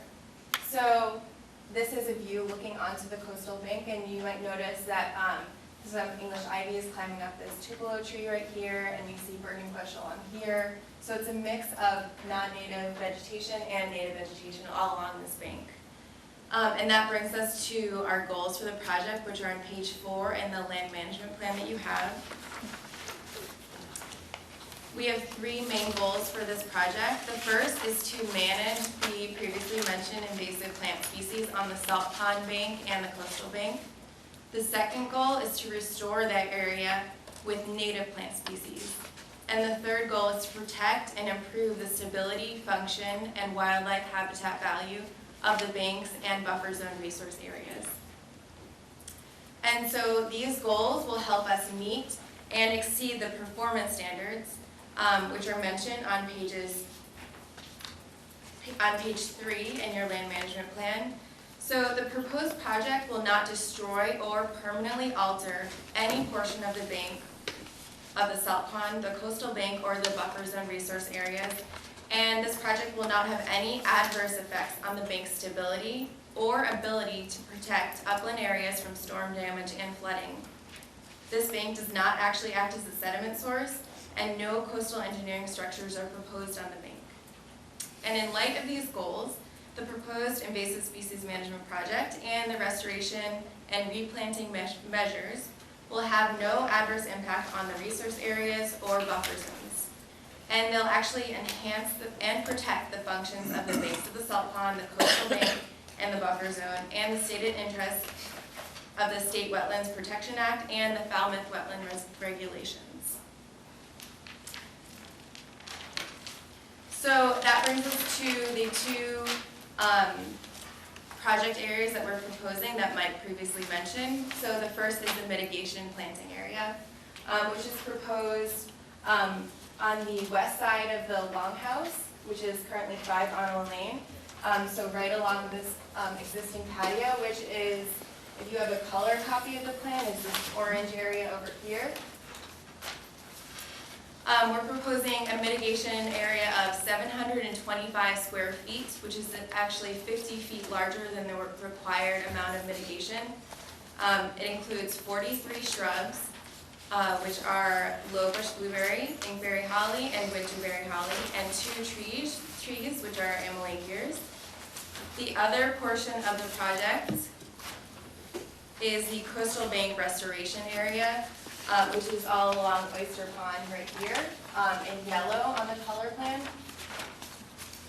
That is 1,422 square feet of restoration.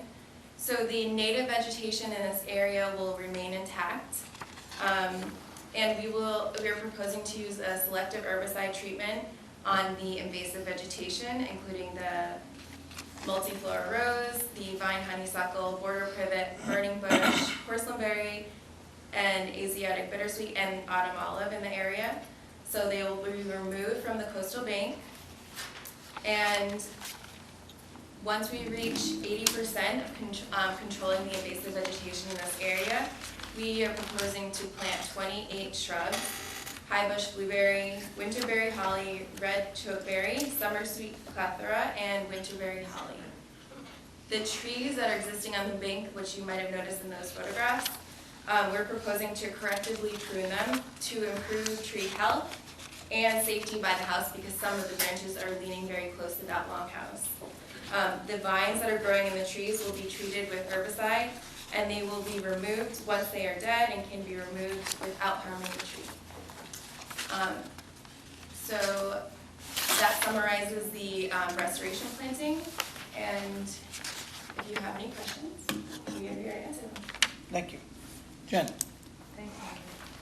I don't have any questions on the restoration. I'm assuming it's like a continuation of the restoration efforts that began at the first Ottawa project. Yes. So, that's fine. I do have a question for Mike. How much fill are you bringing in, Mike? How much is it gonna take? I calculated the estimated volume of fill to raise the grade sufficiently, and it's approximately 400 cubic yards. Oh, okay. It'll still be a closed basin. There'll be no displacement to other property. Is this gonna go on at the same time as the other house? No. No, okay. Do you remember how much, what your cut and fill caps were on the first project? Just trying to get an idea. I do not know. Okay. I have no question. We have to do something with that. Oh, yes. Mario? Blue flags. You probably have it here somewhere, but what is going to be the removal methodology for those invasive shrubs? The invasive vegetation is going to be removed by hand. There's not a lot of machine access on that part of the coastal bank. So it's going to be a hand removal? Mm-hmm. Any herbicides or anything? Yes, so we're going to use, selectively use herbicide on the invasive vegetation. And then after the herbicide has had time to locate to the roots, then we will remove the invasive vegetation by hand. So it's like a topical wipe of Roundup on a cut stem, is that what we're talking about? Yes.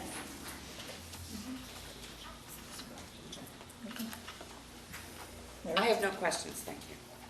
Questions? Mike? The new holding tank and this pump station is under the drip line of that magnificent tree.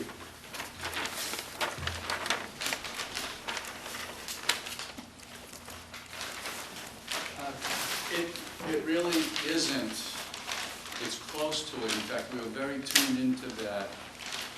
That's I'm glad to hear that. each tree. And if you look at the plan, I think it's on your plan, we show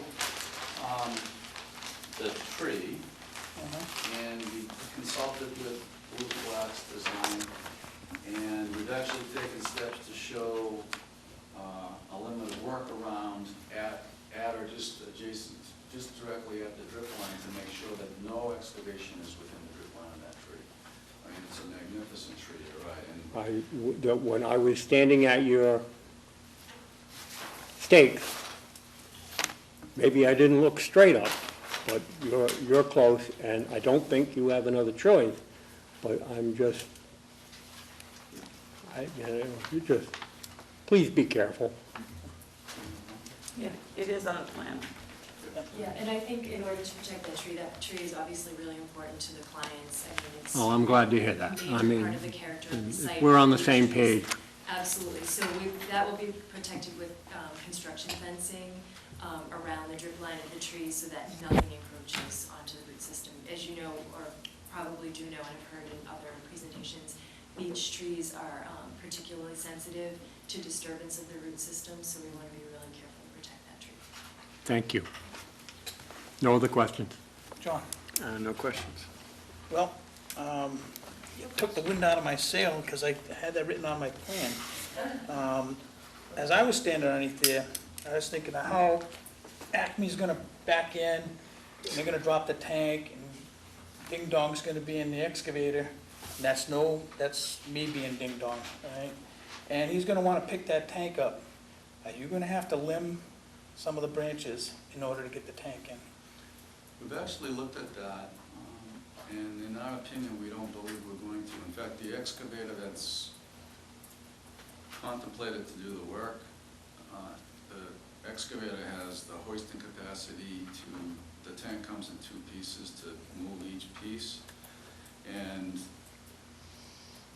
the delivery of the tank will come into the driveway, and what's likely to happen is the excavator will hoist it and bring it around well beyond the tree and install it, so.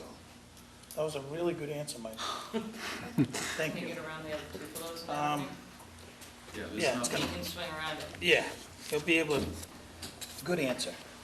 You can condition someone to be on site when that happens. Not staff, I- like blue yeah. flags. Yeah, I wouldn't, the last time I asked, and this is for the general public and people that occasionally watch the TV, the last time I requested to watch the installation of a tank that was in a sensitive area, Oh, that's exactly why I said it. you know, I got blown off, so I had a little bitter taste in my mouth from that. You know, I didn't do it to restrict somebody, I just wanted to, you know, I'm trying to be as proactive on some of this stuff as I can. And your explanation satisfies my inquiry on that. However, the posts for the orange construction fence, make them metal, so that if somebody's rubbing up against it, it's not a, I want somebody to get a scratch on their paint. You know what I mean? I want them to realize it's there for a reason. I had one other note on my plan here. There's a rust stain down near the remnants of the wall, the remnants of the dock.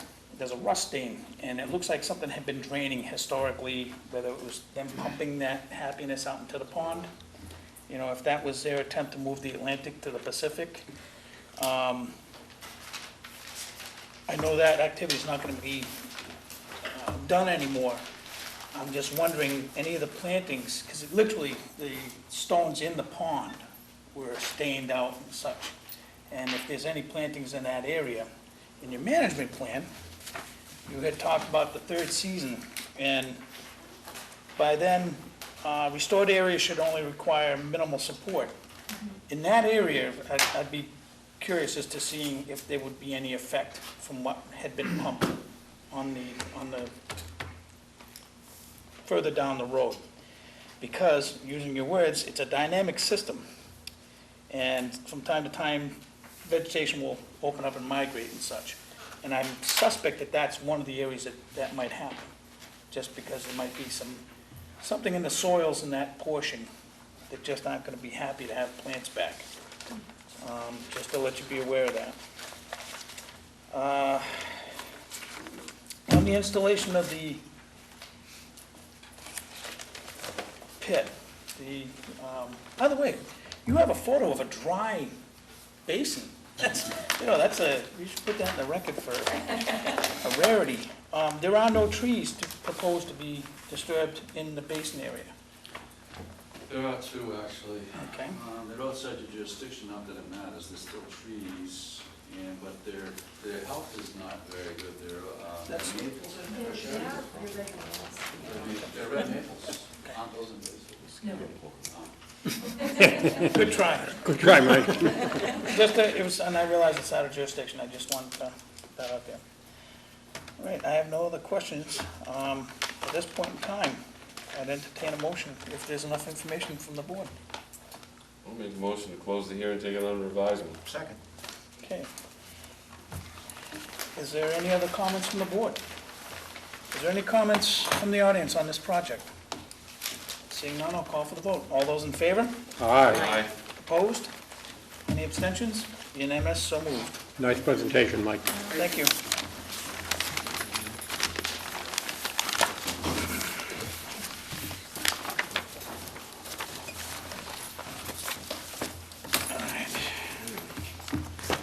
is continued request to amend the existing order of conditions. First up is 120 Racing Beach Trust, care of Edward Gordon, 120 Racing Beach Ave, Falmouth, Mass. Request to amend the existing order of conditions to change the building footprint, reconfigure the driveway, install retaining walls, and the associated clearing, excavating, grading, and landscaping. Do you have any comments at this time, Jen? Ralph, can you do me one favor? Can you tell the board what site plan you're looking at? Because since you filed this amendment, my office has received 6 separate site plans on this, including landscape. So that all the board members are looking at the right one, can you please tell them which one they're looking at? Site plan with last revision of July 23rd, 2014. Okay, thank you. So everyone's on the same page. This is what I've received since you filed that amendment. Do you have one of those? I guess I don't think I have that one. You don't have that one? I have June 25th. Okay.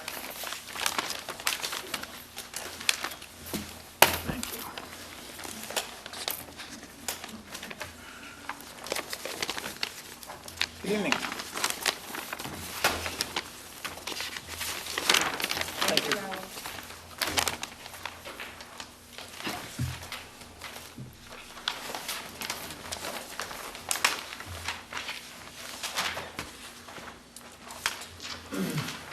Thank you.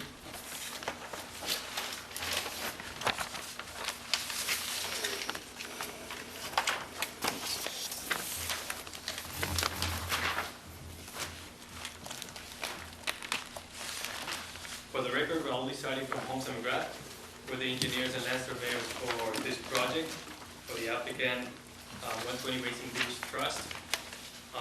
With us tonight is also the owner and applicant, Mr. Gordon, and after my presentation, we'll have a couple of minutes to give a little word. This project was issued a notice of condition back in 2008. The project has gone through a couple of extensions through the state and also through an amendment. Right now, what we're proposing is a second amendment to change some of the proposed footprints of the proposed development. In general, the changes from the approved order of condition, the original approved order of condition in 2008, to what's being proposed today is a slight reduction on the footprint of the garage portion that was proposed and a reconfiguration of the upper parking driving area. That upper parking area was not proposed to be modified in the original application, but with this complete proposed additions to the building and driveways, this has now become something that's going to be, the applicant would like to also address, which will be to reconstruct that driveway and reconstruct the parking court on the top part of the proposed development.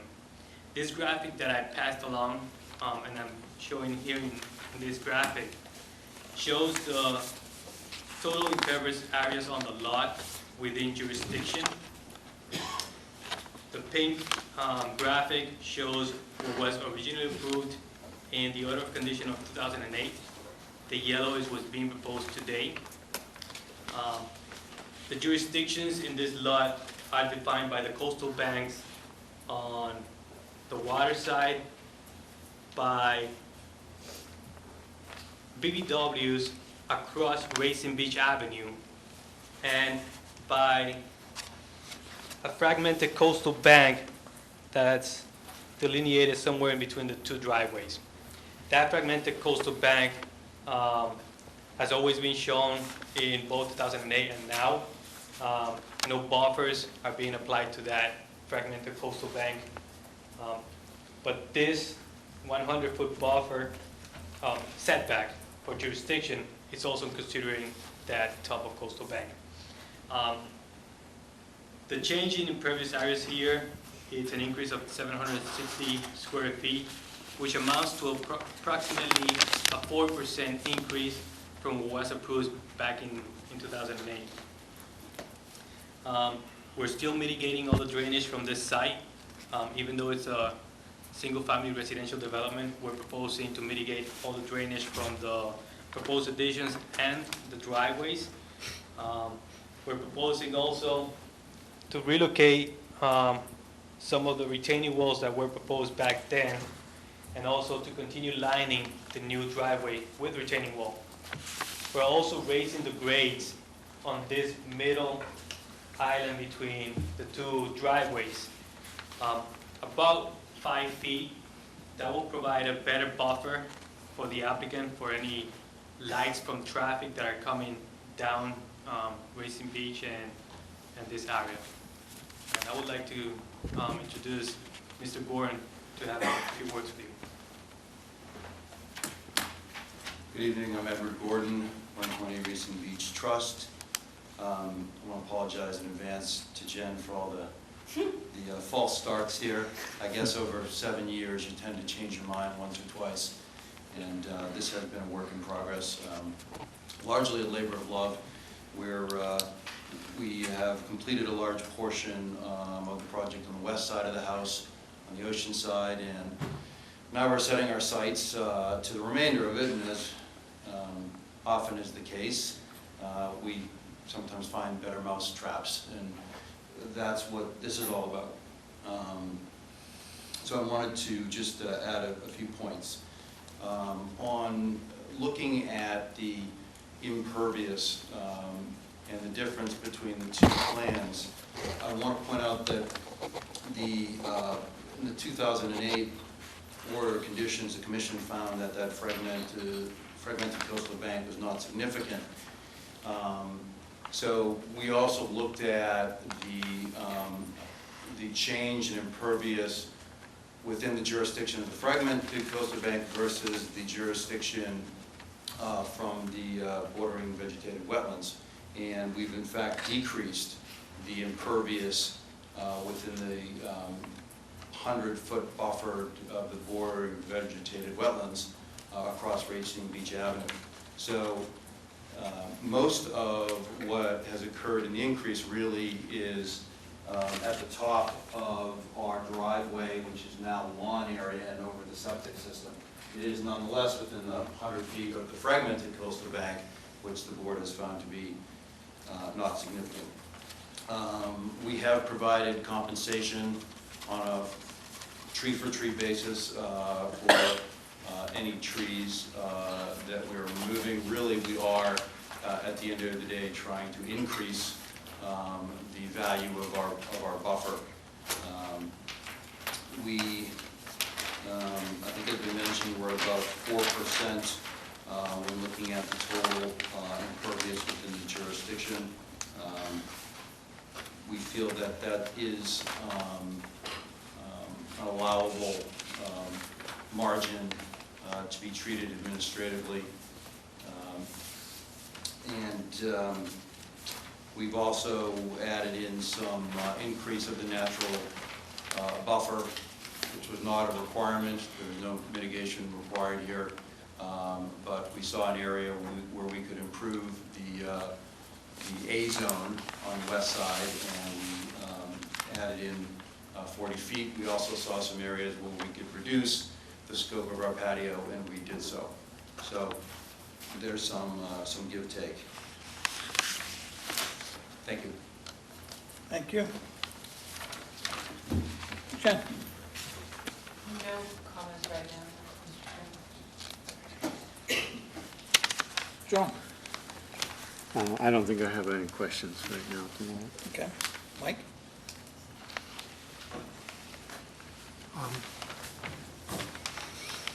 No, I think you're, I think I understand the reason for the request, and it makes sense to me. Russ? No questions? Mary? No questions. Mario? Well, this goes back to, what, 2007, looks like, this project, is that right? Looking at the dates, it goes back to 2007.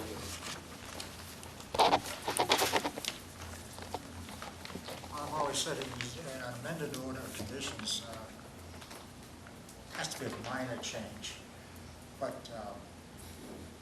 seems like you're not any closer to the resource area than you were previously with this. Correct. The limits of work are still the same, and all the increases, like I just mentioned, is happening on this section right here. Right. There is other sections that are closer, but it's on the benefit in that the removal of a piece right here of patio and the increase of some buffer planting somewhere over here of 50 square feet. No more questions. I can appreciate, and I truly mean this when you say labor of love. I'm on a project where the permit is 7 years old, so, yeah, if you change your mind, you always get a better mousetrap. Going back to you, John, do you agree with anything? No. Okay. Jen? Okay. Entertain a motion. If everybody feels they have enough information to close the hearing. I make a motion to close the project and take under advisement. Second. Okay. At this time, any other comments from the board? Is there anyone in the audience who would like to comment on this project? Seeing none, call for the vote. All those in favor? Aye. Opposed? Any abstention? Unanimous? So moved. Thank you. Next on the continued request to amend is Brian Woodman Jr., 62A and 62B, Racing Beach Ave, Falmouth, Mass., to request to amend the existing order of conditions to reconfigure the previously approved house, eliminate the in-ground swimming pool, install landscape, retaining walls, patios, fire pit, native mitigation plantings, and the associated clearing, excavating, grading, and landscaping. Thank you.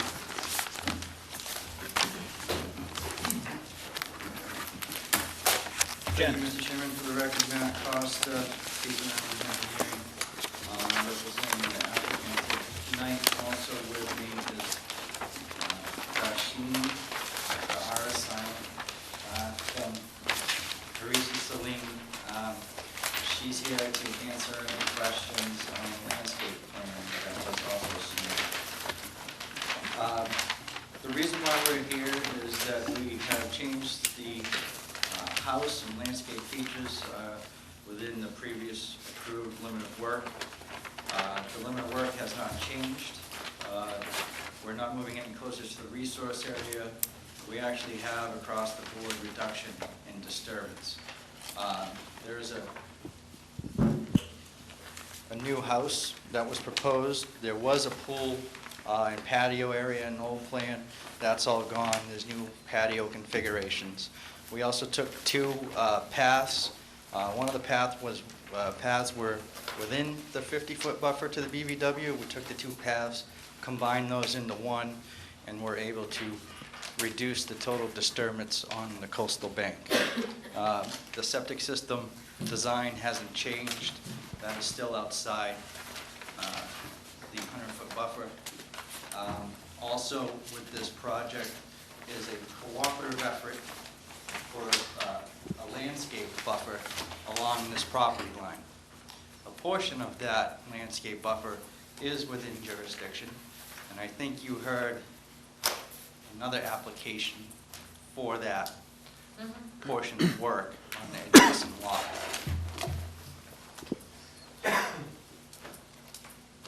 There's really not a lot to it. We did our homework.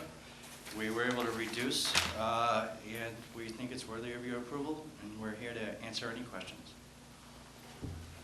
Sure.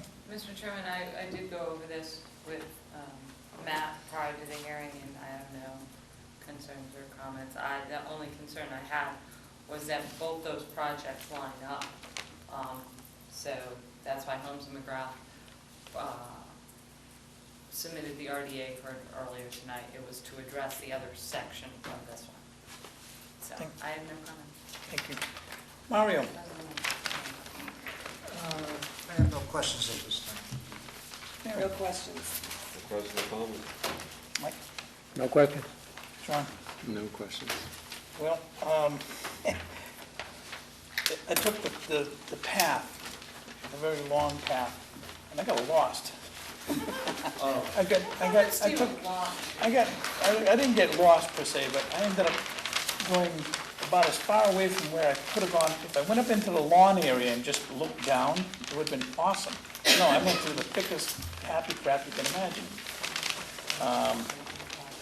I do think this is an improvement over what was once proposed. There has been a lot of effort into this on the property line and such. And one other little comment, that is a neat little sign, Bayberry Acres, as you're pulling up the driveway. It's on a tree, just a little old sign. It's pretty cool. It's I probably been there actually forever. never noticed that. You're not meant to. It's there for, pretty cool little thing. Anyhow, so thank you for the presentation. If there's enough information, entertain a motion. Move that we close the hearing and take it under advisement. Okay. Any other comments from the board? Is there any comments in the audience on this project? Hearing none, call for the vote. All those in favor? Aye. Opposed? Any abstention? Unanimous, so moved. Thank you. Thank you. Have a good night. You as well. Okay. Next, we have a continued enforcement issue on Foster Road between Minot Road and, I always screw that name up, Scone, past, yeah, like he said, East Falmouth, fulfilling, altering in a wetland resource area in a buffer to resource areas as defined in FWR 10.00 and 310 CMR 10.00.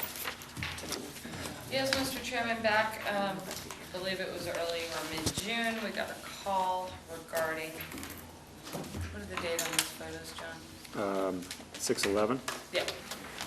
Early June, we got a call that there was being some road work done in this area of town.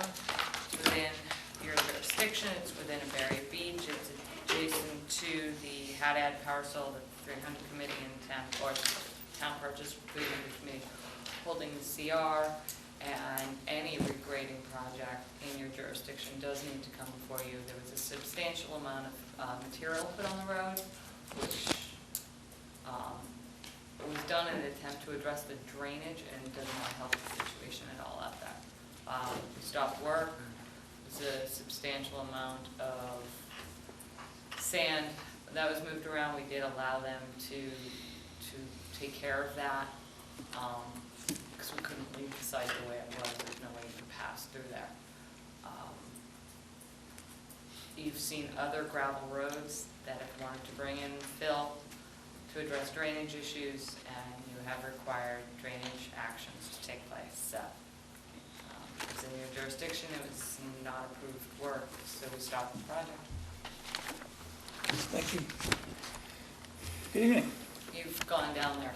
Yes. Good evening. My name is Michael McGrath. I have some written testimony I'd like to see.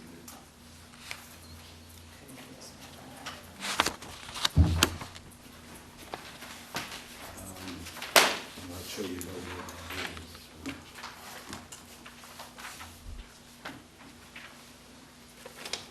Thank you.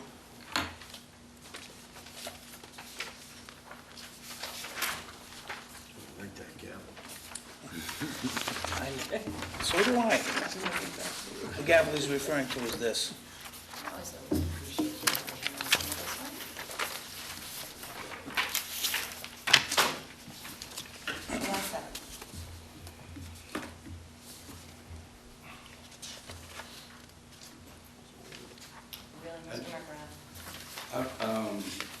I think I'm reading some of this aloud.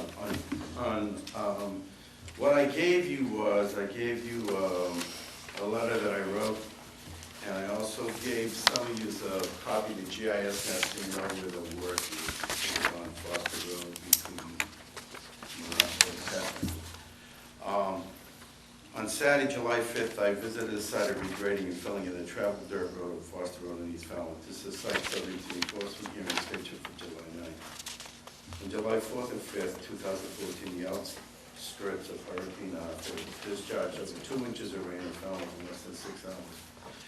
In the area of construction, at my site visit, I observed no puddles, no erosion, and no adverse effect of the filling and, that's supposed to be and, regrading of the road. Did not appear to be any destruction of any vegetation at all. I did observe that the reconstructed roadway was passable. The filling of the roadway did improve the capability of the road to support traffic. Rather than go through everything else that talks about why there was puddles and why the puddles developed, the puddles really developed because of truck traffic that was going to construction sites further on. My client and her neighbor paid to have this road regraded. They notified the town DPW. There was discussions with beach committee and the fire department, but apparently nobody told them that they don't need to come here. So let's skip over to the photographs. The first two photographs show the conditions before. The road is obviously flooded. My client tells me that people could not walk in the road, that the water was so deep, and there was also some instances where vehicles, passenger cars, couldn't pass through the puddles. They were quite deep. And then the next two photographs show you the filled area. The next two, and then attached to that, the people in the neighborhood have basically, these are one signature for every bottom on the next pages, which says that there are support from the neighborhood because the condition of the road is so much better. The roadway was a problem in that people did use it to get over to the to walk, and they could not walk. So the roadway in the past has been graded by the town. So I think you got a letter from one of the abutters pointing out that they have regraded it yearly. They don't regrade it anymore, but the Conservation Commission was never involved in the past. So unfortunately, as I said, there was discussions with some town departments, but unfortunately, your permit application was not, well, they didn't know about it. So the bottom line is that there's no question the mistake was made, but at the same time, no harm, no foul. The reason I put down the amount of inches of rain in the 2 hours is that's equivalent to the DEP standards for when you design drainage systems near sensitive areas. So I think that the permeable soils are such in the area, and the permeable fill, that while there was no question an alteration of land in your jurisdiction, I didn't see any adverse impact. Thank you, Mike. This time, I have a Yeah. question. yes. How much material was brought in, Mike? I have to refer that to the contractor. Could you come up and tell them how much material you brought in? And just identify yourself for the record, please. My name is Ray Dumas from Dumas Landscape Construction out of Centerville. Okay.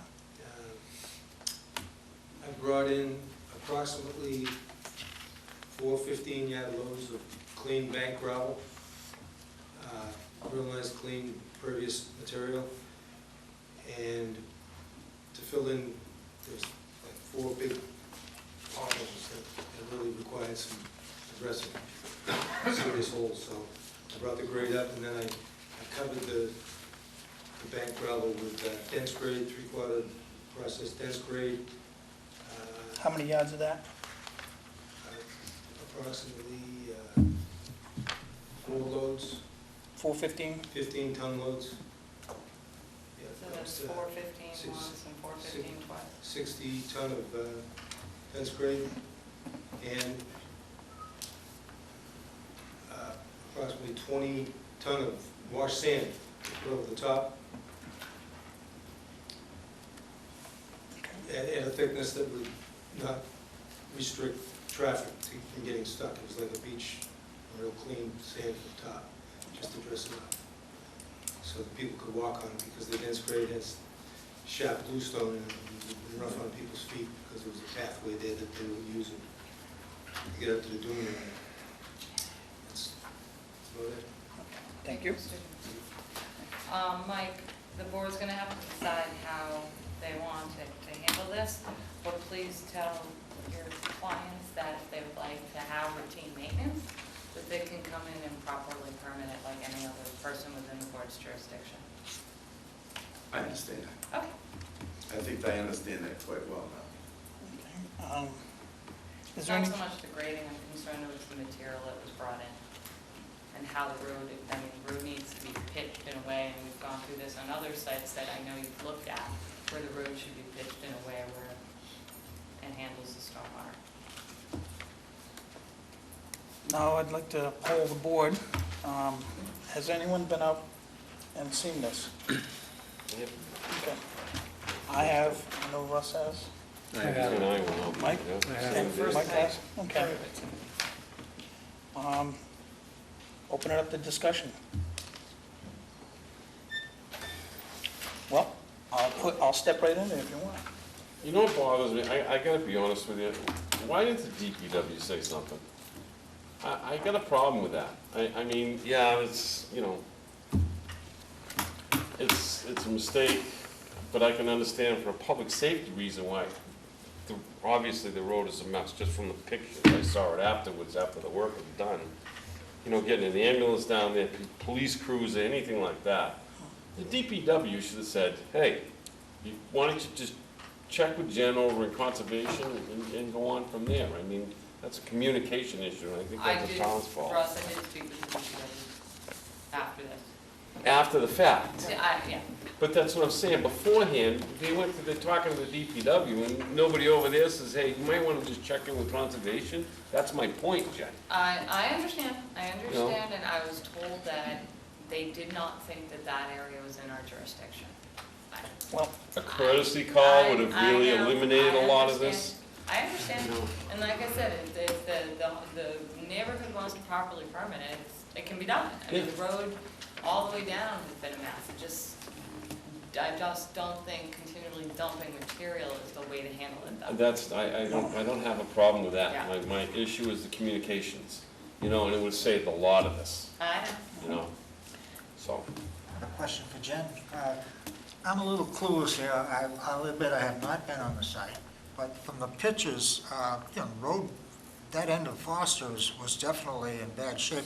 What resource area was actually impacted? You got a dune system right there, Mario. I'm sorry? There's a dune system. right there. There's a dune abutting it all on the south. So it's a coastal dune we're talking Oh, about? yes. Yeah. Yeah, so there's coastal storm flowage, coastal dune, there's that small little wetland at the end near the bridge.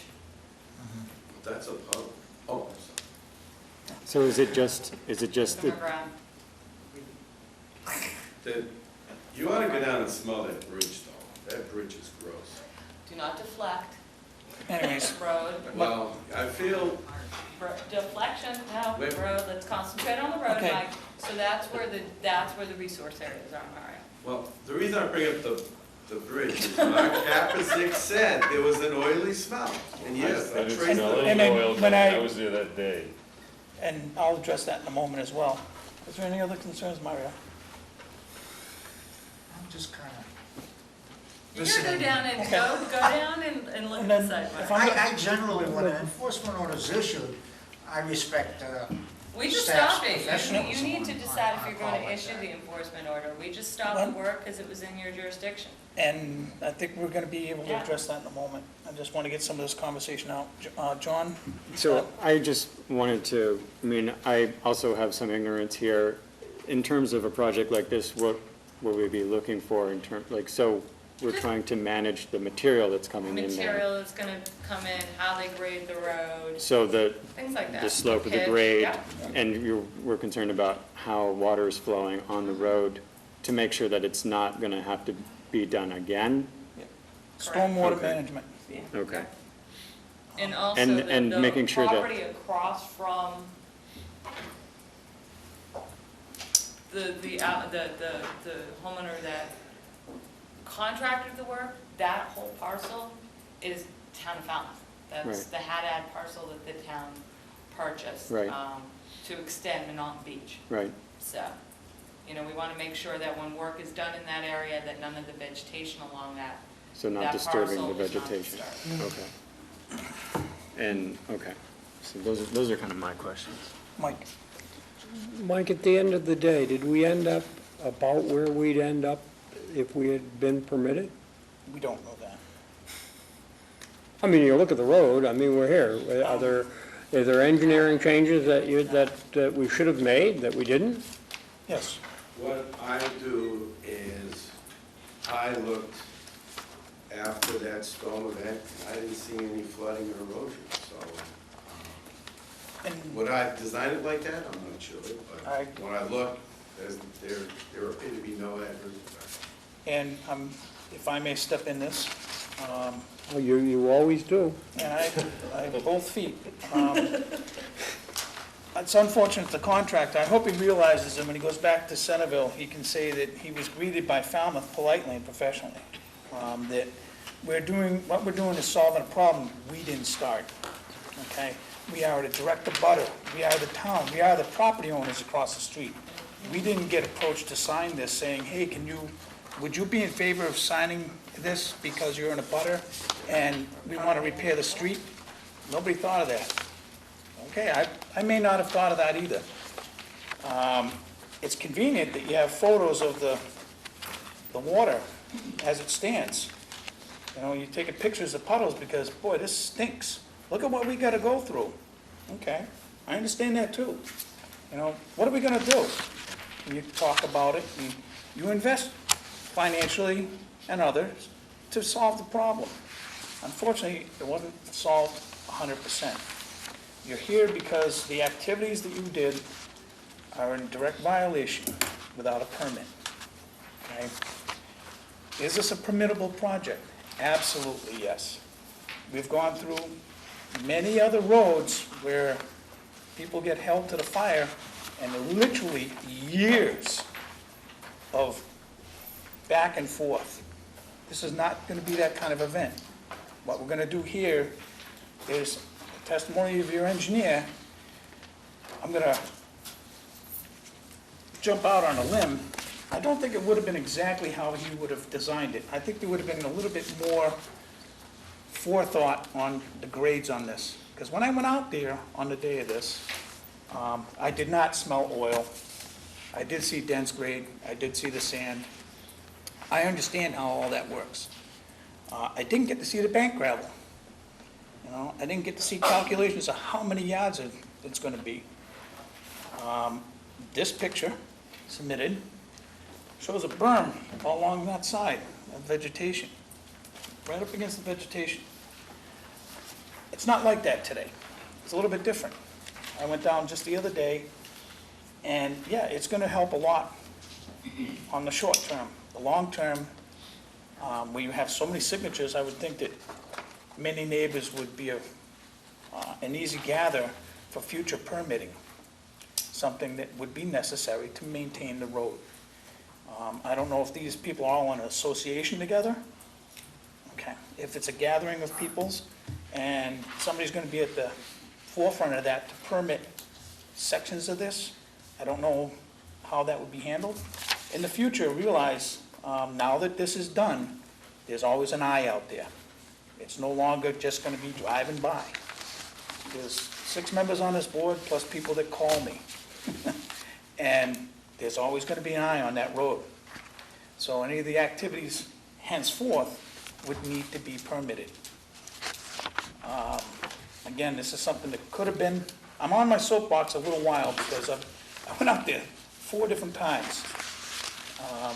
And I appreciate Russ's statement about the lack of communication on your end. So I understand that. If you went to the town and they said, hey, you know, oh, hey, God bless you, thank you for filling that in. Oh, by the way, you know, but nobody said, oh, by the way.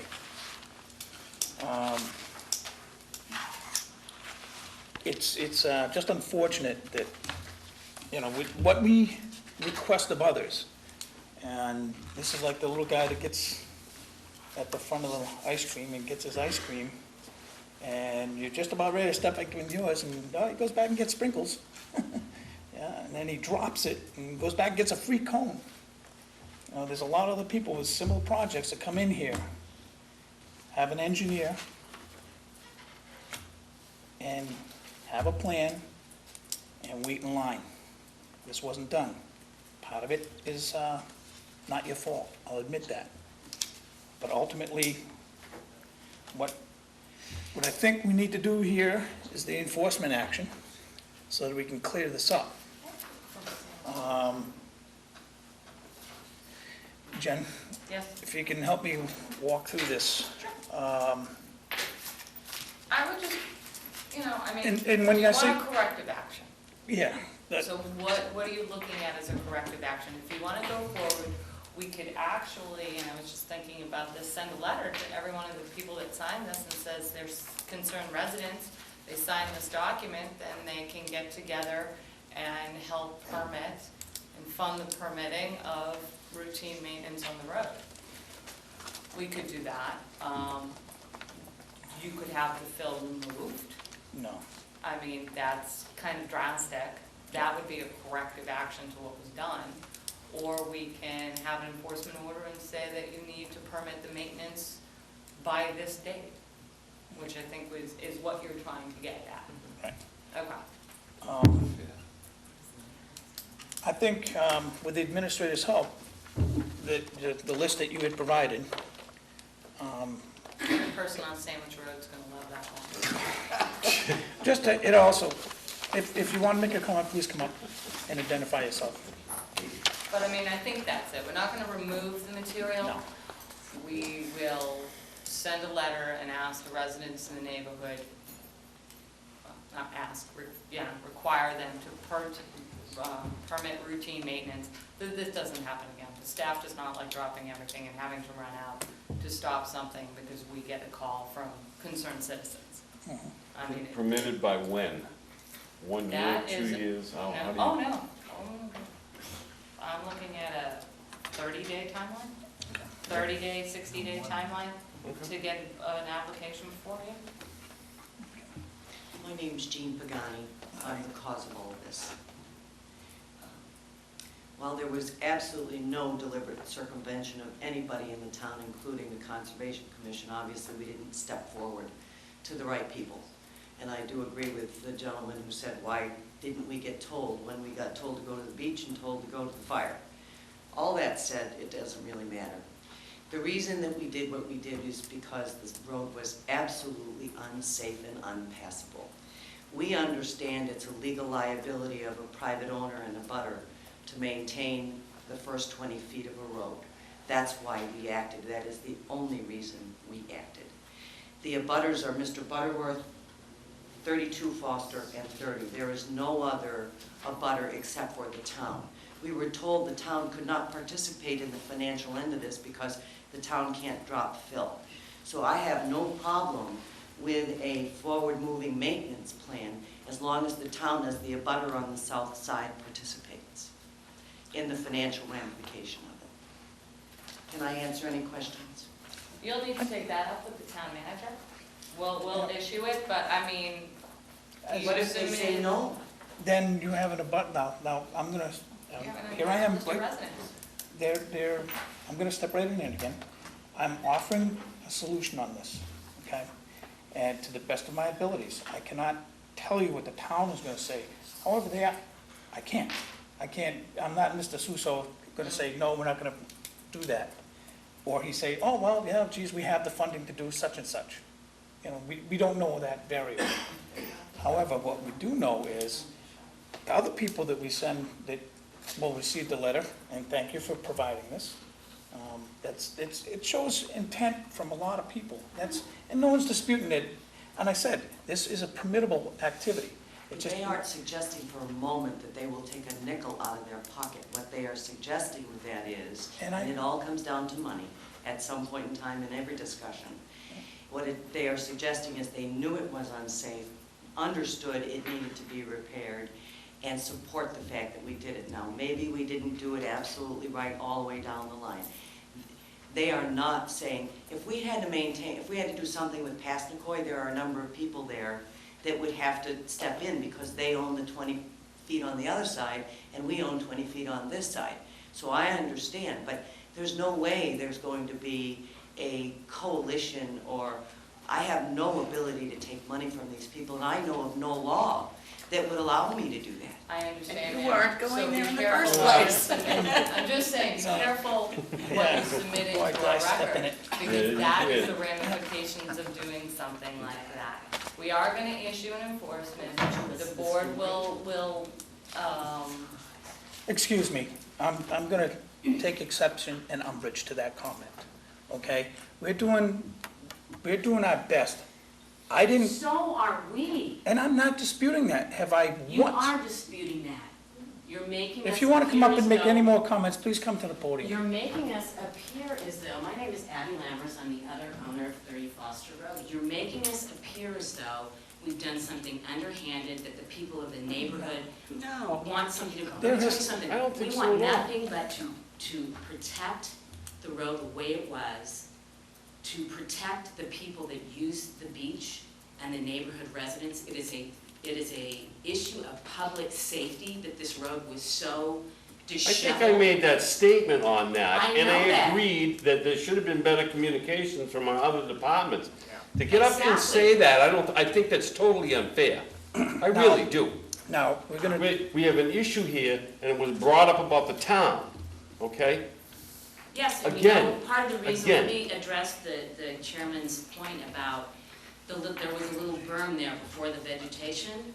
There was, but the town started grading Foster Road to fill in holes at the top of Passamaquoddy and dug it down 2 feet to fill those holes at the top of Passamaquoddy. So there was, I don't know what was there before, but it looks closer to the way it used to look 12 years ago when we bought the property than what it did before we touched it. okay, and Thank you. you're welcome. that's why it needs to be done properly. Go ahead, Mike.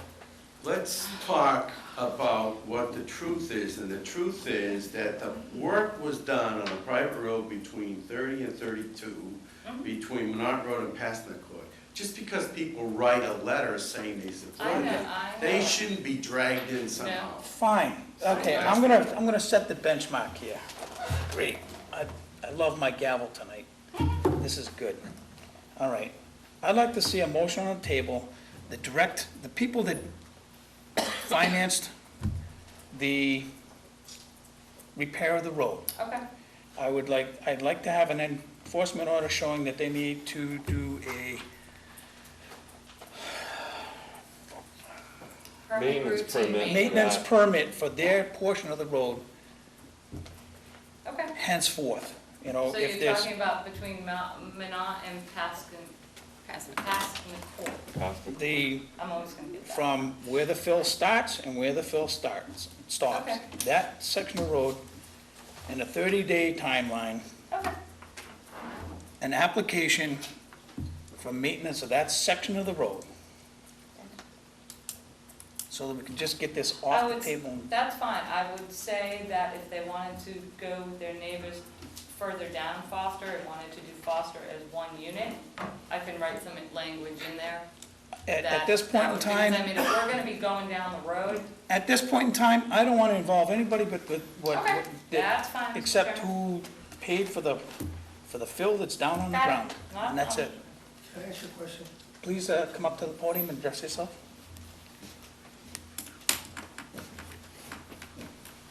Let's call a spade. The town caused, Before you Gerald identify, Butterworth. thank you. I've lived there for 42 years. They've never had a problem till the town made a berm on the beach.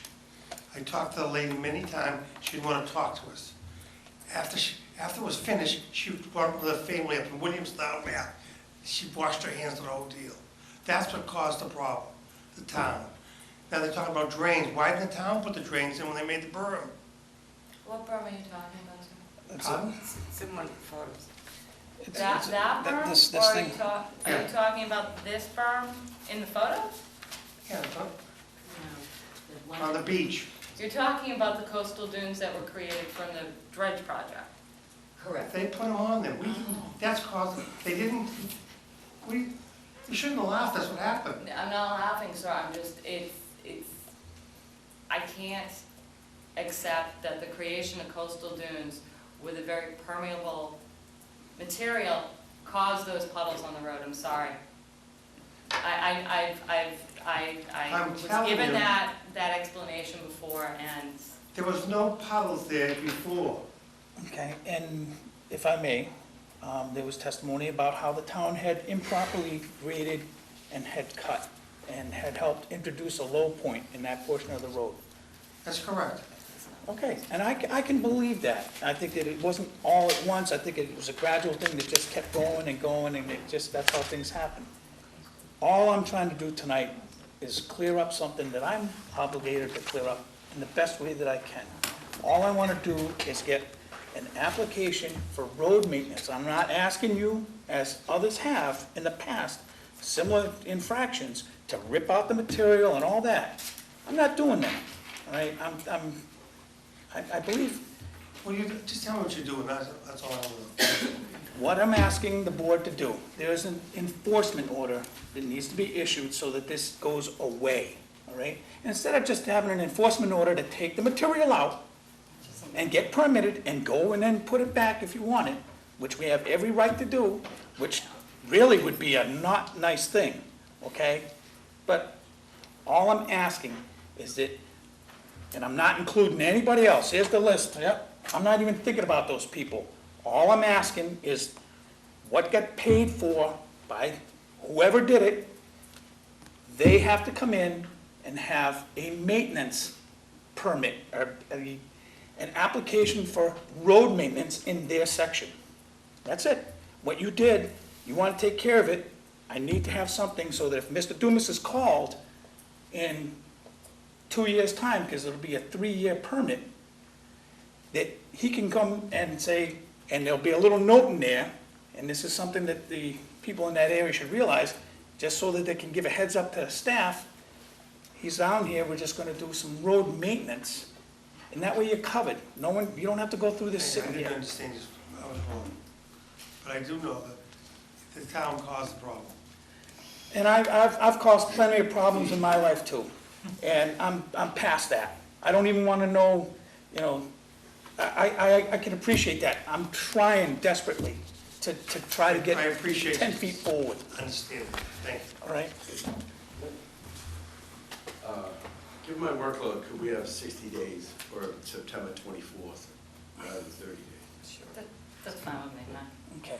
You want And 60 days? Being that, okay, what I'm asking someone to make a motion on is that section of road that was paid for, purchased, whatever, that length, to have in a 60-day timeline, a road maintenance, Mike, you know what I'm asking for. Application for road Application, maintenance. all right? A notice of intent for road maintenance application. Thank you. So moved. Second. Thank you very much. Okay, and before I do this, I've been sitting on this board as a volunteer for many years now. I recently was voted chair. I hope, and that any discussions I have are not offensive. I truly do not want that. If this is a learning point, as, you know, some of the lessons I've learned haven't been easy. I appreciate your input about the town. That wasn't recognized by fellow board members. This is not an easy process. You're done tonight. This is it. All you got is the rest of it. You know, the permitting of it, that's gonna be, as long as it's done in the 60-day timeline, this is now history. Okay? And I hope that you can appreciate that. All right. Any other comments from the audience? Okay. Hearing none. Can I call for the vote? All in favor? Aye. Opposed? Any abstention? Unanimous, so moved. Thank you for that. All right, now we have to vote orders of condition. 118 Westwood Road. Once again, we see that no good deed goes unpunished. Okay, Ross, would you me a favor and reach back and look at the forum for these two, please? Thank you. Assuming it's Mario, Mary, Ross, Tom, and Mike. What's the Yeah. addresses, Jen? 118 Westwood Road. Westwood.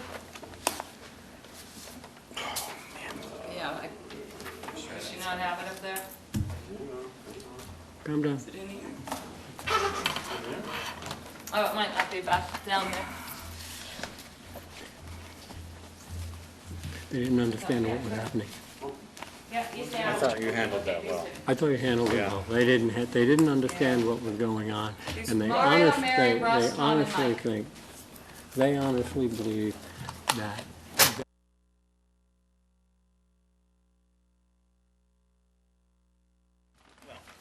they weren't.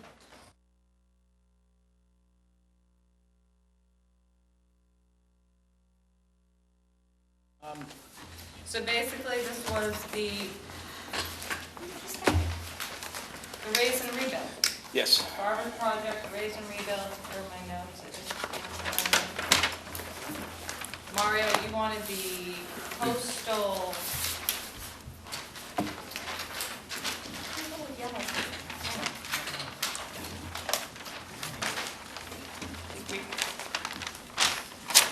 We need to indicate the mitigation plans on the difference between this plan and the landscape plan. No. I'm the wrong one. Get me back to where I am. This is over in North Falmouth off of Wild Harbor Road. Yep, this is the one that has the error on the plan that Barbara Yeah, mentioned. we have to delete that error. Yep, the squiggly line there. Right. Oh, Add the mitigation. Mario, you wanted the coastal dunes date. Did she, I thought she had the cement on it. 1/16. 118. When I get my head wrapped around where Yeah, going to Wild Harbor, you take- So they wanted a revised condition, a revised site plan, you wanted the dry well details, patio glitch removed, and Mike, the flagpole for you. You're a big I am. flagpole. Now I know where I am. And I wanted the, Now I know where I am. All right. I wanted the mitigation put on the plan. Yep. Rather than just have a companion plan. Yes, and that's what it was. I was trying to do that. She might have done that when she submitted this. And a dry well Remember, detail. She said, welcome back, you're so pretty. Yeah. And she did. So we don't have to do, well, actually, since you closed the hearing, we'll write the order that has the special condition to submit the revised plan, but she did so. And you have your dry well detail. Good. Okay? Very good. We all blend together. Seeing how we've discussed that, I would entertain. I have one sheet for existing conditions and one sheet for. It is one sheet. Okay. I find this confusing, but I guess there's nothing in the 4 weeks. regulations that. No, we can ask Barbara to do. 4 weeks. It depends, you know. It depends Time on you the get to scenario. this point, It there's depends. 24 sites Some that of them you, are not so. Mario's right, it Mario, does, it is it- nice. just when all you have this the blur two in my different- Definitely is. It has. That's the best detail. all they do, Yeah, this doesn't the make it. existing Okay. makes it difficult. It sure does. Yeah. Thank you. Right. If Lots of people. if the discussion has done and we can have a motion, Someone make a motion. I will make, Thank you. To accept as discussed. there you go. I'm all for it. I did it. You heard it. Second. Thank you. we have a motion and a second. Any further discussion on the board? Hearing none. All those in favor? Aye. Opposed? Any abstentions? I'm Unanimous. abstaining because Okay. I wasn't involved. One abstention with John, because he was not involved. John's not on the phone. Oh, never I'll mind. explain that to you. I'll explain that to you. Thank you. 23 right? 23 East East Ave. Ave. Remove existing deck and stairs and putting the proposed porch. Again, another dry well detail. Right. And Tom, I think you brought up the point about using a construction fence instead of the hay bales to prevent parking Yep, at the limit of work. yep. If they needed to do erosion control, I think a sock would be Yeah, just fine at the yeah, bottom of that. absolutely. And then, Yeah, but this is the low point in that road is directly across. and that's where you made the break in the, In the sock or something. In the sock, so it And could the drain depression out. in the road is directly across the, that phragmites that Mario was worried about. okay. Yes. It's okay, Mark. I'm deaf as a haddock. You're gonna have to do sign language for me pretty soon. That is the, So, do we have a motion? Make a motion to accept as discussed. second. Okay, any further discussion on the board? One other question, do we ask for a dry well? Yeah, I'll have to submit a revised plan Okay. for drywall detail. All right. Yep, yes, we did. Directly across the Although site from this this. particular company has heard you request Right across the drywall street details from for this 7 years site now. is the I don't know if the most law- ferocious Phragmites you've ever seen in your life. Well, we have a motion and a second on the table, call for the commented vote. All those in favor? Aye. Opposed? Any abstention? Unanimous? So moved. I would entertain a motion. Motion to adjourn. Second. Here, here. All in favor? Aye. Aye. Opposed? Any abstention? Unanimous? Came up. So moved. Mario's comment was.